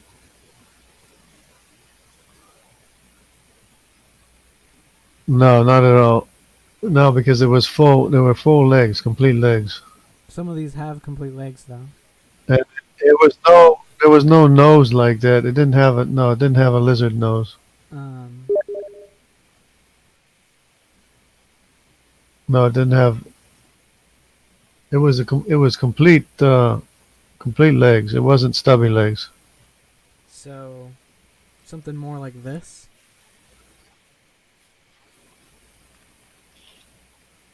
Or like this? I have to wait until it comes up on the other screen there's a because I little can't bit see of it a on my lag. screen.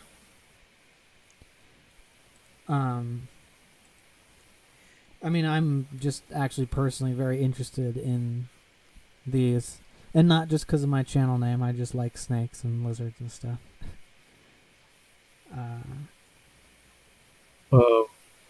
Yeah, but it was definitely a snake with legs that it didn't use. I mean, that, it was a profound thing, that I saw. It wasn't a big one. It was a small one, but Well, that would be very interesting to actually see something like that. yeah. So, Matt Bond says he's not buying my story. I wonder if he buys the story about my the badger that I saw that science hasn't seen yet or documented with the head. The head and the neck is white and the rest of the body is black.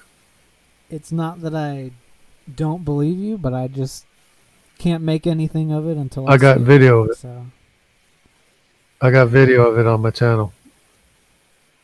But it's hard to see, but it's because there's a wide angle lens I had. But I thought, I actually say, if you listen to it, I got to turn up the volume. But I actually said, oh, it's a skunk, a badger, because I didn't know what it was. But I could clearly see the head and the neck had the white fur, and the shoulder, from the shoulders onto the tail, and it had a bushy tail, was black. So it's definitely a different kind of badger, and it was the kind of badger not badger, weasel that stays on the ground like a honey badger. It doesn't jump to the trees. It just stays on the ground, because there is another kind of weasel in South America that jumps for the trees or goes from tree to tree and doesn't run on the ground. The one I saw stays on the ground. So I'm Pretty amazing, man. So I'm probably going to call it here. I appreciate everyone in the chat coming tonight. So we can, probably, if anyone wants to watch if they miss it, just go back and replay it or whatever. You guys want to end with something? Just go ahead and your closing statements. We're going to call it. Well, if Snake wants to continue on my channel, maybe he could. I gotta get going to bed too. Yeah. Tonight, but we can do something a different day. Yeah. Well, you guys have lives. Yeah. You guys have lives. Yeah. No, I just have it different. I go to work tomorrow, or today actually. Yeah, it would be nice sometimes, I think, to have a night job. Yeah, what's nice is when you work 4 days and have 3 days off. That's nice. I usually work 6 days. But you have to sleep a day. But you have to sleep a day to catch up on your sleep, so you lose the day anyway. So, my main problem, I think, at least going off of the creationist sources I can find, is where they draw the line for how to fit things on the ark. Because it seems to me like, they say there's one horse kind, and they admit that there's a lot of variation in that kind. And yet they separate the smaller animals into dozens of different groups, and it seems to me like the only reason is because. Does it really bother you? Does it really bother you a lot? Because I'm trying to understand where you guys think evolution stops, and why there's an inconsistent standard with barrenology. So the entire horse kind is one kind, but they vary more than all of the lizard kinds. It's just that there are more species in each lizard kind, so AIG would be forced to break them up into more kinds, because otherwise that would mean not just super fast speciation, but speciation once a year. Well, lizards have a lot of variation. Well, not and within the kinds that they're describing, actually. It doesn't really bother me that much. That they're just because everything living today is simply what survived the global flood. It doesn't bother you that they don't actually have a consistent standard. Excuse me, they don't have an actual consistent standard for how they can tell they're separate kinds, that they're only just trying to make the numbers fit the story. That doesn't bother you? No, because everything, like I said, everything living today survived the global flood. And I'm also doubly confused as to why God wouldn't want the majority of his creations to survive the flood. But perhaps that's a different conversation. Yeah, I'm going to tell Snake this real quick. I think there's different viewpoints on that in the faith. Not all of us are global floodists. So, it's something to check out. Yeah, we don't all know everything, but even I would disagree with many of some of the points of the the split in the Earth shooting up to the moon and all that stuff. I find that kind of. I think that is split after the global flood, 100 years after the global flood. Amazing. But yeah. There's a bunch of nuanced beliefs. Some people are limited flooders, some are global, some so. I think that. Is that it, guys? You guys have something else to say, or you got what? I think that the most impressive God would be one who could build in created heterozygosity into a single cell and just let it go from there. That would be the most impressive to me. So you mean like a top-down evolution? Putting everything, the first one has all the information that all of life needs to evolve from a single cell. That would be more impressive than individually creating separate kinds. That would be the only evolution that I accept. But the evolution that you're trying to tell us is that it's bottom up. Well, whenever I argue evolution with theists, I just assume theistic evolution in the first place. So. But because really, all I'm personally concerned with is young Earth creationism. Old Earth creationism is fine with me scientifically, but not like it's a science. It's the science you're worried about, right? Then you're worried about being contrary to science. I suppose. And I would like to know where the limit of adaptation lies. I just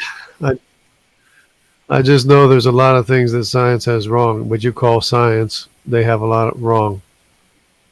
And they aren't looking. For one thing, if you want to learn science, you have to first study history in the Bible. If you know everything about history, everything about the Bible and genealogies and where we came from, then you can start learning about science, and maybe you'll learn something. But if you don't know the background and the basis, you're not going to understand science very well. Okay, so how do other cultures do science? Other cultures don't really do science. Other cultures don't do science. You serious? Not really, unless they learn it from us. Or learn it from schools that teach them science. That's I mean, the Arabs used to have science until they said it was evil, and then they stopped doing science. Yeah, I think people of all faiths have done scientific experiments. So Well, it's just that people get scared of science sometimes. If you learn too much, sometimes people get scared of it and say you shouldn't be doing it. You know. Well, So people have been vacillating back and forth on how much science you should be doing. have you ever read The Call of Cthulhu? The opening No. line is about how the sciences will basically we live on islands of ignorance, and the more we learn about the sciences, the more we wish we didn't know, kind of thing, because you'll discover tentacle monster gods out there. It's a good book. Well, yeah, but I don't think that way. I think I'm excited. The more science I learn, the more excited I get.